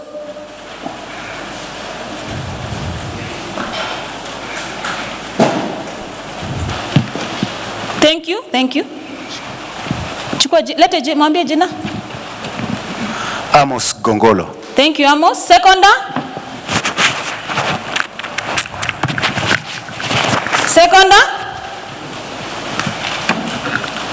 Thank you. Madam is here? Oh, okay. Robinson Irekwa. Thank you, Robinson. Are we all in? Sisi wote tumekubaliana? Haya, wakati tulifanya hivyo kwa ofisi kulikuwa kumebaki na chairman na secretary Mr. Juma and Mr. Hesbon hayuko kwa mkutano leo. So wale tulivet walikuwa 4 na tulikuwa tunataka 4. Are we together? So wale tulivet they should come in front with their nomination certificate. Mr. Fredrick Kanyiri Karioki, come in front with your certificate. Ruben Kimani with your certificate, come in front, nomination certificate. Esther Olo with your certificate, and Jeff Mbogwa Wamaki with your certificate of nomination.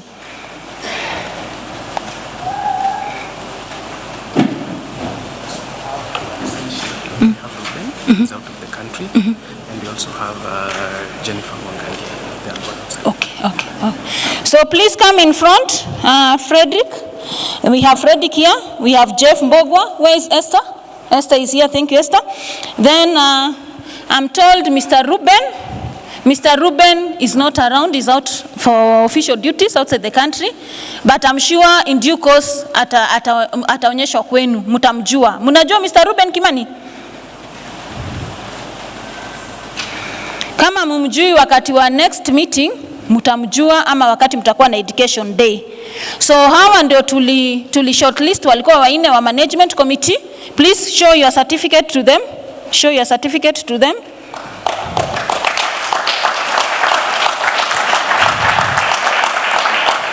So sisi tulifanya kazi yetu kama officers. Lakini nyinyi ndio mtawaingiza kwa ofisi kwa kila mmoja wao apate proposal na seconder. So I'll start with Mr. Kanyiri, please. Who is proposing Mr. Kanyiri? Kanyiri, raise your hand. Yes. Kanyiri is here. Proposer for him? Angela Chepngeno. Thank you. Seconder for Kanyiri? Hope Wanjeri. Thank you. Thank you. Irene Amesham for second. Thank you. Then I'll go to Mr. Jeff Wamaki. Jeff is here. Proposer for Jeff. Isaac Modaka. Thank you, Isaac. Seconder? Mary Ndunge. Hope Secretary anapata majina. Mary Ndunge. Thank you. Thank you, Mary. Okay, we go to Madam Esther Olo. Madam, raise your hand. There is a proposer. Seconder is there. David Kiama. Thank you. Seconder is there.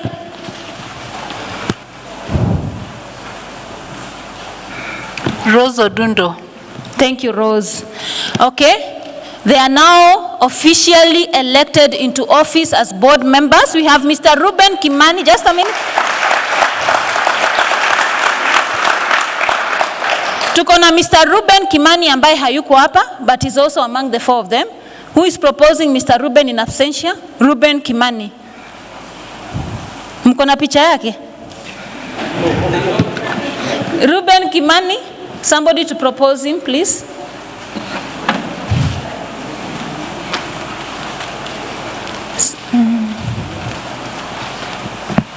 Kennedy Gogi. Thank you. Seconder.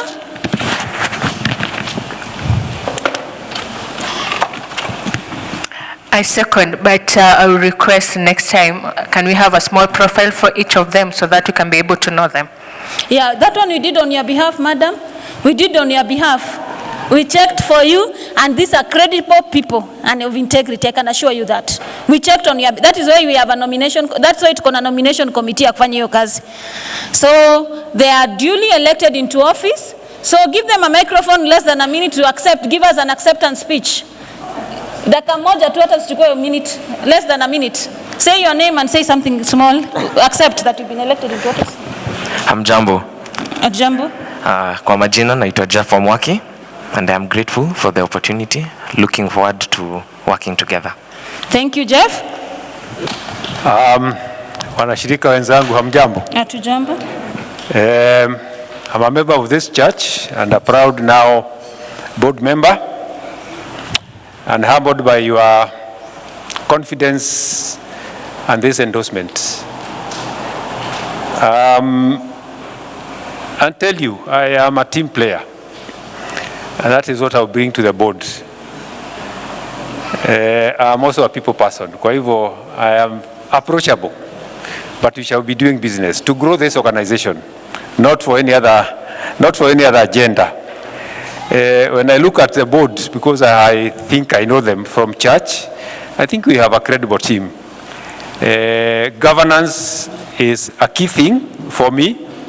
I am a certified governance trainer, so governance in that board will be on top so that we are able to grow our society to a credible and big financial institution. That is where we are coming in together. So that when they think banks, and the biggest banks, not the small ones, they will think Karura. At some point then we shall rebrand to become whatever it is that we want to do. I think we have the right abilities also and mindsets, and we again, on my behalf, and I think on their behalf, without being asked to do that, we want to confirm that we shall provide the requisite leadership, and the leadership that all organizations require is what I could call entrepreneurial leadership. One that is able to find and see opportunities where they reside, because they are fleeting. Zinasonga haraka sana. So you think about an idea, of course not to implement haphazardly, have a team that looks into it clearly so that we grow your organization, because it's yours, it's ours, to the highest of levels possible. And of course, thank God that this is part of giving back to him, a gift back to him, because it is him who gives skills and talents, and he charges us to apply them. He said he did not finish the creation and work. We are the workers. Kazi iletwe tuichape. Asanteni sana. Asante Mr. Kanyiri. Thank you. Esther, please. Good afternoon. Good afternoon. I'm Esther Olo. I don't have a speech like Kanyiri, but it's a pleasure for me to be part of the team. I'm hoping to bring my experience as in the financial sector, especially in investments, to bring this Sacco to another level. Already, I think when you look at the reports we have been looking at today, the growth is really amazing. And so us as a team, I'm sure we'll be able to take it to the next level, and so that everyone who's a member here is proud to be a member and is benefiting from it all. So I look forward to just being of service and working for you guys. Thank you. Thank you, Esther. Yule hayuko is Mr. Ruben Kimani, but I know we are organizing an education day where you'll be able to meet him. So I'm sure wherever he is, he accepted because he even came for the nomination. Supervisory Committee, thank you very much. Thank you, thank you. Okay. I could say one thing. I know she's talked, she's a financial guru, she is one. I'm an independent consultant in strategy and entrepreneurship growth. I have also an experience in teaching. I teach when I have time. And I'm also a deacon in the church. I think it's nice to say that. In charge of CLGs in Karura, in Gigiri zone. So I bear myself sufficiently to you. I'm also part of the team that is developing the next strategic team for the church. So clearly, we will converse around strategy as a society. Thank you. Thank you, Mr. Kanyiri. And Jeff is representing my youth, between 18 to 40 years. So don't feel afraid of going to the Sacco. You, Sindio, Jeff? Yes, thank you. Thank you. We go to the Supervisory Committee. Thank you very much. And before I forget, Mr. Kanyiri and your team, you'll declare your wealth within 30 days and indemnify with the society within 14 days. Yes. Thank you. So we go to the Supervisory Committee. Supervisory Committee, we had Anne Wanjiko, who was in the Supervisory Committee, and we had Rina Kihiga, who was in the Supervisory Committee, but they never seeked for re-election. Wakutaka kurudi kwa ofisi, walisema wangetaka wapumzike kidogo. So wale walikuja kwa nomination committee, wakaguliwe na sheria ilikuwa ile tulifuatilia committee, ile nimesema upitishe miaka 18 kichwa chako si mbaya, unaweza kusema na kuandika hujashikwa jela na uko na saving ya kutosha na loans, unalipa vizuri.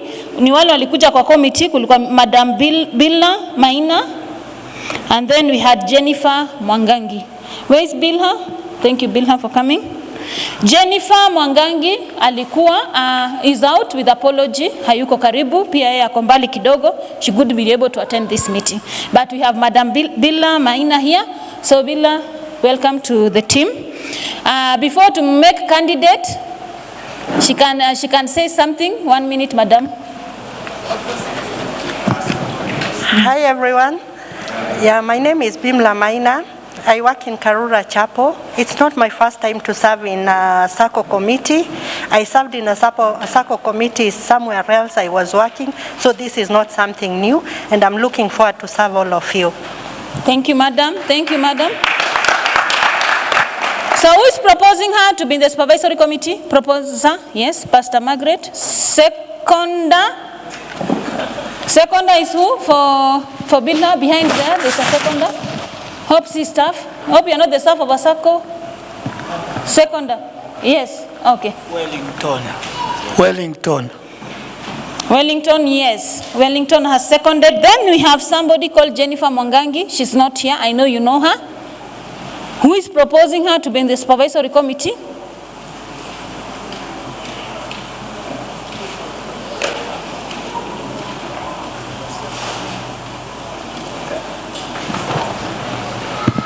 Amos Otieno, I propose. Thank you. Seconder, please.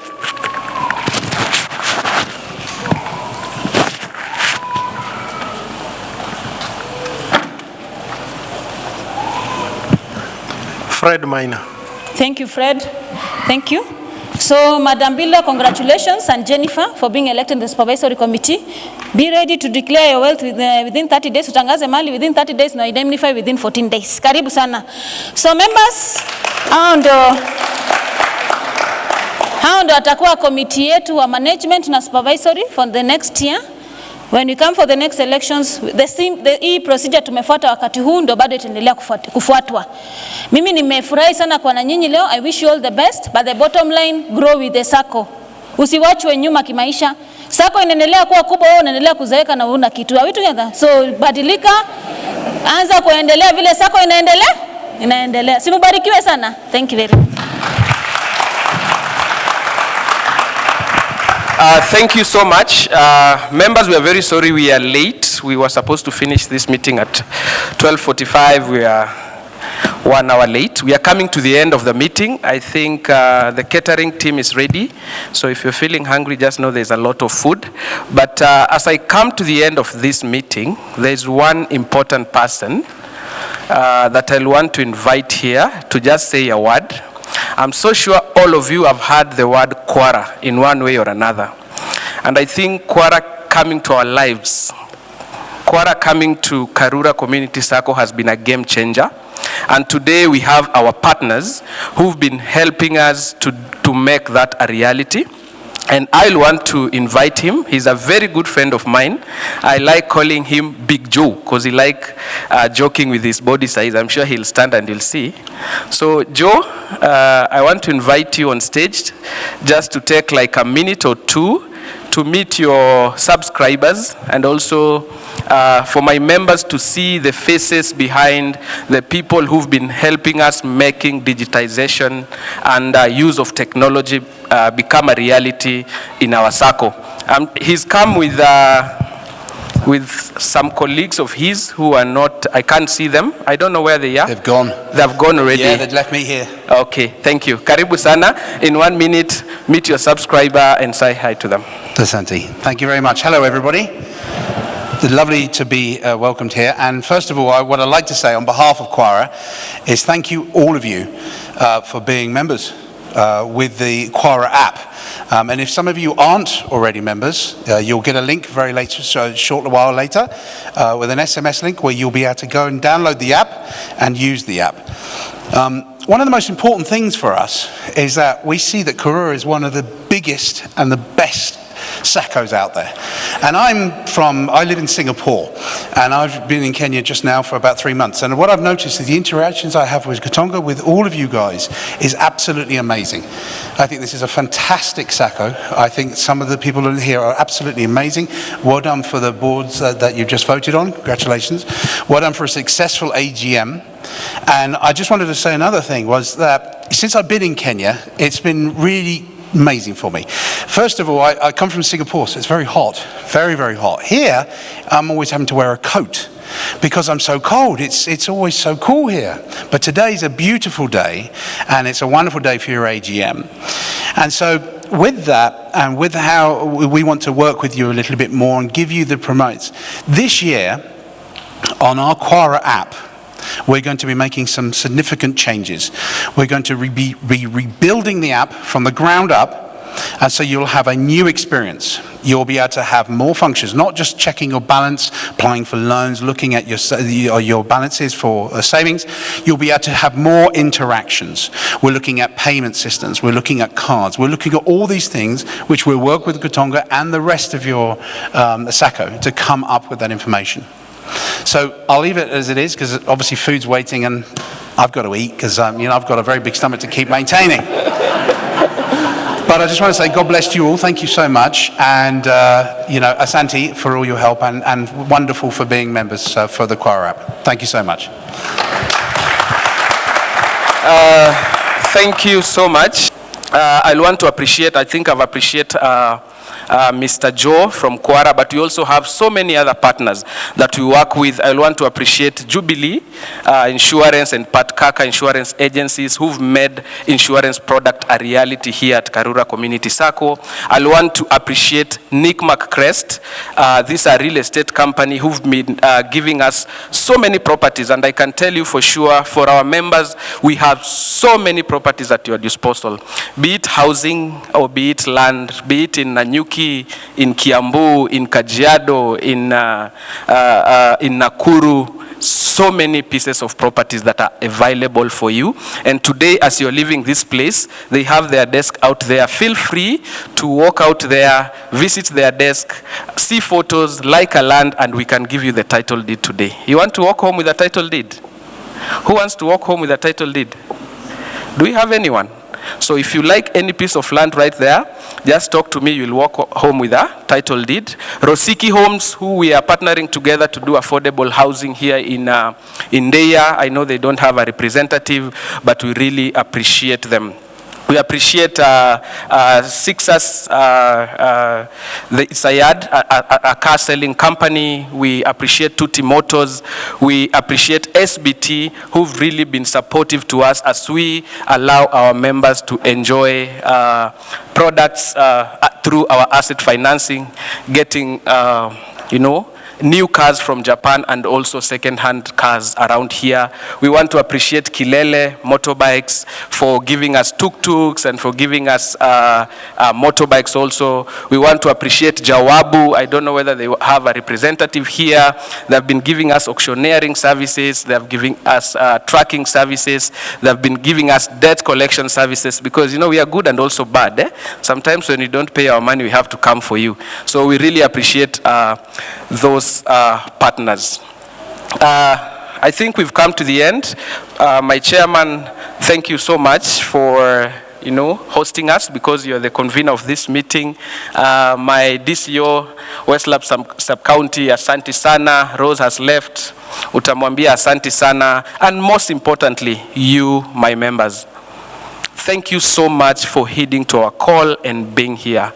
Do you know it's very possible to invite people for an AGM and no one shows up? It's very possible.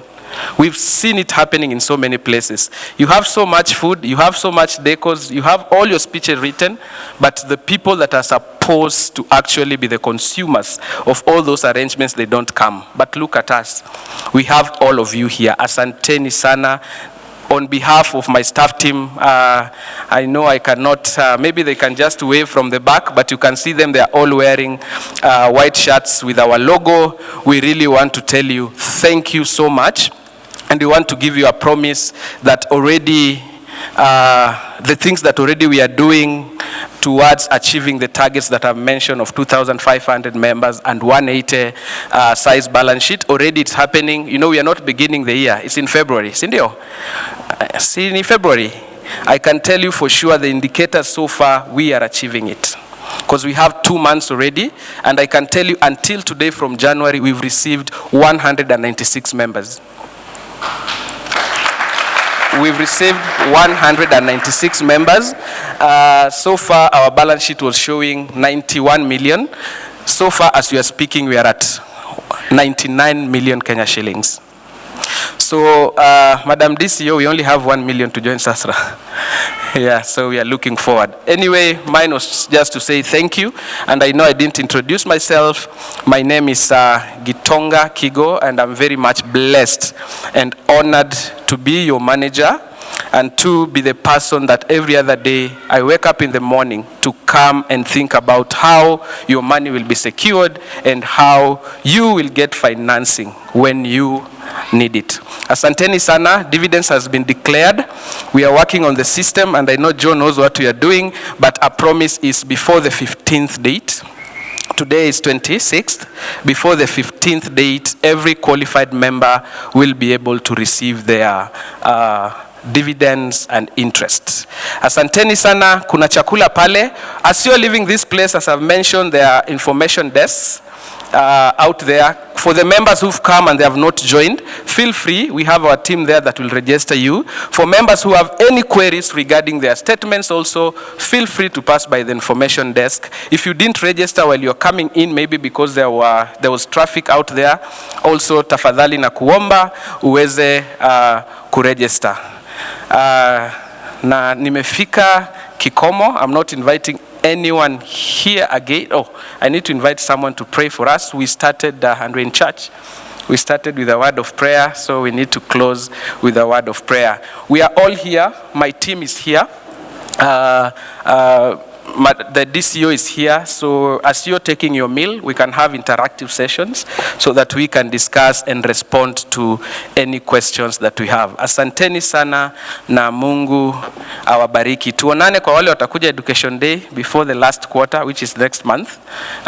Kwa wale hawatakuja, then in case we'll have a special general meeting tutaonana. If not, then next year, we've been commended because we started our AGM. We did our AGM early. We are Sacco number 6. Do you know how many Saccos is there in Kenya? We have 24,000 registered Sacco. We are Sacco number 6 to hold an AGM. Clap for yourself. Yes, so next year I'll see you. We are planning to have it even earlier. Maybe in January, because after the AGM we want to focus with the strategy that we have ahead of us. Asanteni sana na Mungu awabariki. I will invite Madam Tongoi Irene to just come and close for us with a word of prayer. Thank you. Let us pray. Father, you inhabit the earth and the heavens, and this day we acknowledge that it is you who made it, and you commanded us to be glad and to rejoice in it. And as we have come to the end of these proceedings, we rejoice that you indeed were here with us and guided us and gave us clarity, and you filled our hearts with hope for the future, that together we can grow a day after day as we engage with one another. We thank you for the team that has led this Sacco to this level of success. We thank you for the regulators, Rose and Madame Margaret, for their attention to our journey. We thank you for them. We thank you for the members that have come in to serve us, and we bless them. And now, even as we share in this meal, we ask that you may use it to build us and to heal us. Encourage us, O Lord, to serve wherever you've placed us and to grow this Sacco. We honor you and lift your name over this Sacco, and we pray these things in Jesus' mighty name. Amen. Amen. Thank you.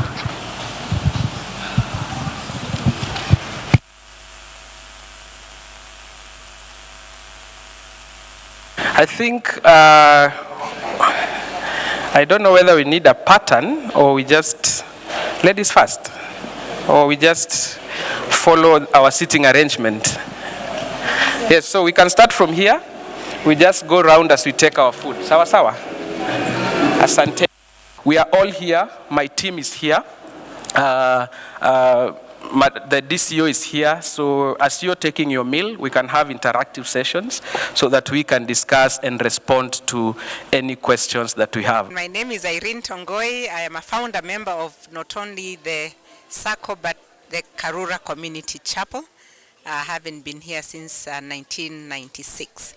And the idea of the Sacco came to us when we recognized that we need to grow together, not only spiritually but materially, to support one another. So I've been a member. I'm member number 60, which tells you that I've been around a while. And I encourage people to join this Sacco because it's managed and run by very able people with credibility, and definitely processing of our loans and availability of products for all manner of people, you know, makes it a place to be. So karibuni sana Karura Community Sacco, and we are leveraging technology to make sure you can access your account from wherever. So I'm very impressed by the fact that the management team are very aware of how money can easily circulate and come to this Sacco from all over the world. So wherever you are, join this Sacco. It's the place to be, to grow together, you and I. Thank you so much. So this is a Karura Community Sacco AGM. Mr. Joe, tell us, why are you here today? Well, as you know, Karura is one of our best customers, and we have so many of your members are using our app already. And why I wanted to come here today was first of all to say thank you so much for that, to show that we really appreciate your support, but also any members that want to join Connect and want to join our mobile app through the Karura, they can come and see us today. We have some guys here with us, and they can sit and talk to us and ask us any questions they have, any concerns, and also to sign up if they haven't got the app already. Thank you so much. With Quora now, members of Karura Community Sacco are able to get so many services at the comfort of their phones, at the comfort of their laptops and tablets. So already they're able to take loans, already they're able to register. Tell us what is in store for us as we get into this new year.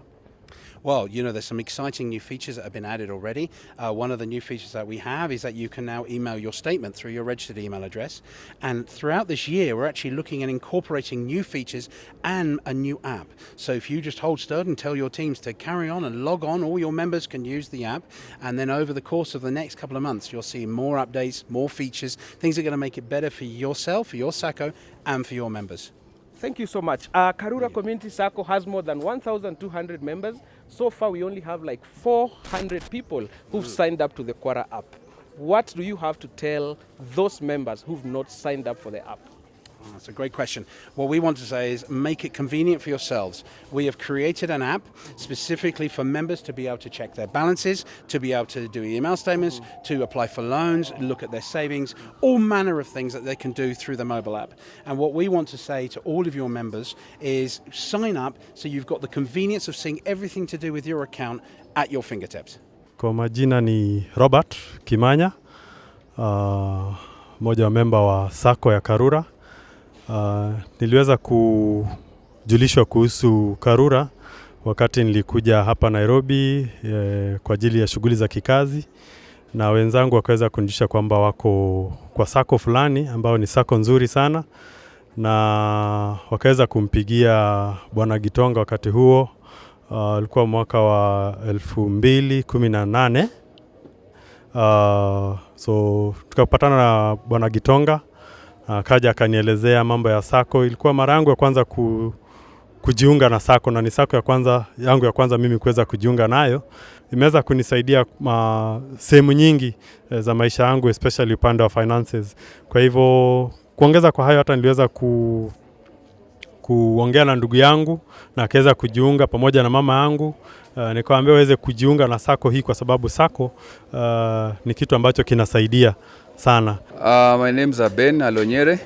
I'm very happy to be here today to experience how far Karura Community Sacco has gone. It's a Sacco that has moved from a very, very young stage to this very prominent stage. We as members, we are very, very happy that Karura Sacco has managed to support many of the members and many of us to do some personal development projects. And I want to thank the Karura management, Sacco management, for the good work they are continuing to do for the purpose of helping the members move from one level to another level. Kwa majina ni Hiram Kariuki au Geoffrey Kariuki. Mimi ni mkaaji wa Ketaro, Kikuyu au Kabete. Ninafurahia hii Sacco sana kwa maana ni Sacco kukibisa mambo. Kuitumia simu ukiwa pale popote ulipo, wanakuhudumia haraka. Kwa majina naitwa Mary Ndunge. Hii Sacco nilijua 2020 na nilijoin 2021. Imekuwa Sacco nzuri. So far so good. Siwezi complain. Ile kitu yenye nimeipendea zaidi ni eti wako na app na si lazima ukuje kwa ofisi zao kudeposit pesa. Unaweza tumia app. Hello, my name is Isaac Msungu. I joined the Sacco in 2019, around January. At that time, I was going through some financial crisis, and then I decided to join the Sacco to save and as well to be able to access some funds in times when I am in need or in a crisis.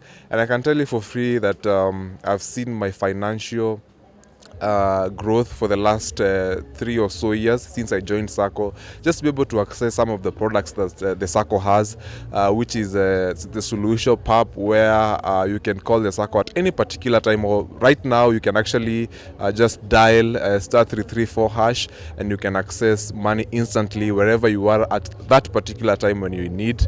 And you can be able to sort out your issues. And then I've been able to also access products like the Solution Plus, where you're able to access an adequate amount of money. Then you're able to split it up to 3 months, where you can pay it slowly, and it can enable you to sort out maybe your bills, school fees. And for me, I can say truly, since I joined the Sacco, I've been able to enjoy these products. And I can tell you for sure, when I joined the Sacco in 2019 and where it is right now, there's been a very huge, tremendous growth. My name is Faith Njenga. I joined Karura Sacco 2 years ago. It has really helped me to grow financially. The upgrade of the system has really been good. We are online banking Sacco, which has helped everyone to get their statement on time, to get emergency loans on time. And also I will recommend the Sacco because they're efficient. My name is Peter Njuguna Njoroge. Wamenisaidia cause nikisave huku wanga na save like 300 per day, and sometimes nilikuwa na road accident, nilikuwa na pikipiki yangu imegongana na Sacco yangu ilikuwa dominated. Waliweza kunisaidia, nikakopa pesa like 20,000, nikaweza kutengeneza pikipiki yangu. So far nimeona wanaendelea vizuri, kuna rad tunaweza nunua, kuna vitu mingi wanatusaidia nazo. My name is Robinson Irekwa. I joined the Sacco 2 years ago in 2020. And I was introduced by a friend who used to fellowship here. So far for the 2 years, I can say that I have been able to gain a lot. All my needs have been met so far. It's through the Sacco that I was able to acquire some properties and also to benefit a lot in terms of getting the experience and also to be able to know how to manage my money well. Naitwa Pastor Phyllis. Nimekuwa hapa Karura Community Sacco na mambo ya savings tumekuwa tukisave na wao na wamekuwa wazuri kabisa. Kutoka hapo nikaingia kwa loan, wakanipatia loan ambayo nilikuwa nahitaji na hiyo pesa ikanisaidia. Alafu kutoka hapo nimekuwa nikichukua emergency loan. Wakati wowote nahitaji pesa ya emergency, nikipiga simu wananiwekea immediate. Tumesaidiana sana na nimeweza kuleta marafiki na hata wachungaji nimewaleta ili waweze kusaidika, kwa sababu nimeona ni watu wanaweza kusaidia mtu. Ukiwa chini wanaweza kukuinua kulingana na mahali tumetoana na wao na mahali tumefikishana na wao. Na kuna shamba eka moja nimelipiwa na hii Karura Sacco, na ninashukuru Bwana kwa sababu hata kama wamenilipia nitalipa pole pole, na tayari shamba iko mikononi mwangu. Ninashukuru kwa ubali huo. Mungu aendelee na kuinua Karura Sacco ili iweze kuinua watu wengi ambao wako chini. Usiwaogope, ni watu nimefuata na wamenisaidia. My name is Washington Ameo. Kuna vitu mingi nilikuwa na jaribu ku accomplish na fail, but since I joined the Sacco imekuwa easier ku accomplish some of the things, the project ahead. At least nime open up a good business in Aran Poa. Na kuna vitu mingi ambazo zinafanya Karura Community Sacco inakuwa different from any other Sacco. Like Karura Community Sacco, hii ni Sacco iko so digital, yani unapata kuna app ya phone, so unaweza access funds anytime, anywhere. You can save anytime, anywhere. Na inakuwa sufficient sana, inakuwa so easy, inakuwa so different from any other Saccos. So hiyo ndo kitu imefanya like nikapenda this Sacco a lot. Alafu kuna hii Mavuno account. Mavuno account ni account maze imenisaidia a lot, imefanya nimeweza kusave for there's some projects ahead. na nimeweza kusave, nimeweza nimeborrow some money, nimeweza kuuse ku accomplish my dreams, na sahi I'm a happy man. All I can say is that Karura Community Sacco has been the game changer maze. Ime change my life na imekuwa of use to my life na imenisaidia a lot. So if there's any person out there who would like to save with a Sacco, man, you better choose Karura Community Sacco. This is the Sacco that will help you out. This is the Sacco that will sort you out maze. Kwa majina naitwa Godfrey Odundo wa Ngoma. Ile kitu imefanya nikajiunga na Karura Community ni nataka kuendelea, nataka ku grow kimaisha, kila kitu kwa maisha, yani nataka kuendelea. Na niliambiwa na Eliud kuhusu hii Karura Sacco, kwa sababu ni rafiki yangu wa karibu sana, huwa tunaongea mambo mingi sana, tunaendesha bodaboda pamoja sometimes. Na nataka mimi ndoto yangu kubwa by the end of this year ni wache kuendesha pikipiki, niendeshe gari yangu through Karura Sacco. Kwa majina mimi naitwa Emmanuel Omachar Barasa, mzaliwa wa Bungoma. Ningependa kuambia aswa sana wanabodaboda wenzangu kuwa Karura Community Sacco ni sacco ya nguvu, sacco ambayo inaweza tufanya nasi tukue. Hata pia ukiangalia Karura ukombe na sacco zingine, wao wanaweza wapa kipaumbele, sababu ukienda hapo wanaweza kushughulikia kwa haraka, na pia ni wale watu wanajali mwananchi ama raia wa chini, hata kama ni bodaboda. Pia ukienda hapo si lazima uangalie, maybe wanaangalia savings zako, na si lazima uende miezi 6 kama wale watu wengine. Karura Sacco unaweza save kwa miezi mifupi kama miezi 3, na ukiomba chenye unahitaji pia utapewa kwa wakati. Na pia inasaidia pia kwa wale wamelemewa upande wa school fees, kusomesha watoto na shughuli zingine. Unaweza save na pia utakuwa unaangalia venye una save, unaangalia kwa simu yako. My name is Hope Wanjeri. I am a happy member with especially the Mavuno product, which allows me to save my money from January to December, and then I can withdraw it with interest and enjoy it during the holidays. I'd advise you to join the Sacco so that you can enjoy many other products like loans and asset financing. Naitwa Festus Wanzala wa Bwire. Nimejoin Sacco last year July, na nimekuwa kwa Sacco for almost 9 months, na nime experience mambo mingi kutoka kwao na huduma yao, jinsi vile wanaserve watu, the services zile wanarenda kwa watu, na nimefurahi kuwa one of the members wa Sacco, Karura Sacco Community. Kwa majina ni Kevin Ndongo Nzeri. Mimi ni member wa Sacco, nilijoin tangu 2018, na Sacco imekuwa ikinisaidia sana sana financially, kwa sababu at a time nilikuwa naenda chini, wako na nini poa sana inaitwa suluhisho. Kuna time nilikuwa nachukua like na inaniokolea penye nilikuwa nimekwama.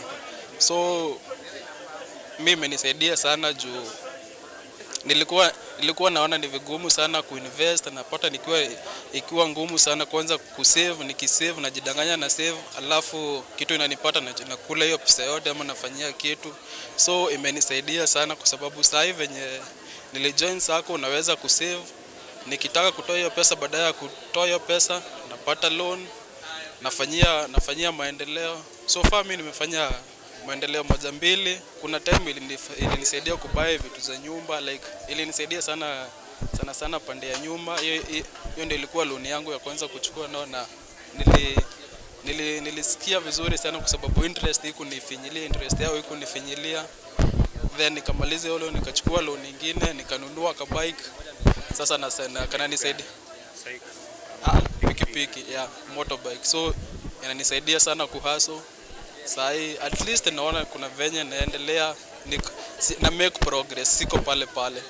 As the founder and executive director of Newdon Kenya, I have up to maybe 27 staff, and this is the place I would like to encourage them to come and join a membership. And so if you're out there and you have a small team of employees rather, and they yet are to belong to a Sacco, this is the Sacco to join.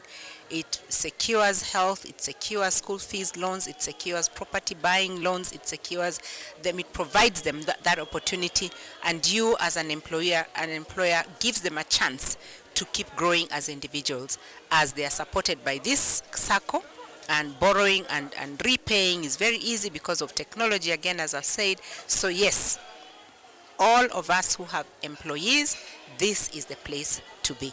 My name is Eric Wekesa Masinde. A member of Karura Community Sacco. I joined the Sacco in 2017, almost 5 years, almost celebrating 5 years from since joining, and I think it has been a good experience since I joined the Sacco.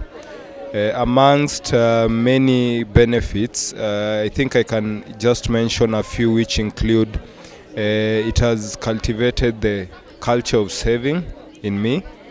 It has also helped me to get some funds to invest in businesses that have tried to expand myself financially, and also to just understand a lot about business. Kwa majina naitwa Steve. Nilijoin Sacco 2017. Sacco imenisaidia sana. Imenisaidia ku acquire some assets.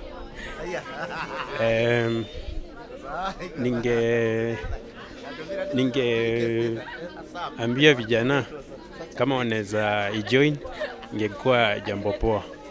Kwa majina naitwa Peter Mogo, niko miaka 3 kwa hii Sacco, na hii Sacco imenipeleka vizuri, sababu wakati sikuwa nimeijua, nikaletwa na rafiki, na hii Sacco imenipa gari, na hiyo gari nimelipa na nimemaliza, na bado naendelea na hii Sacco.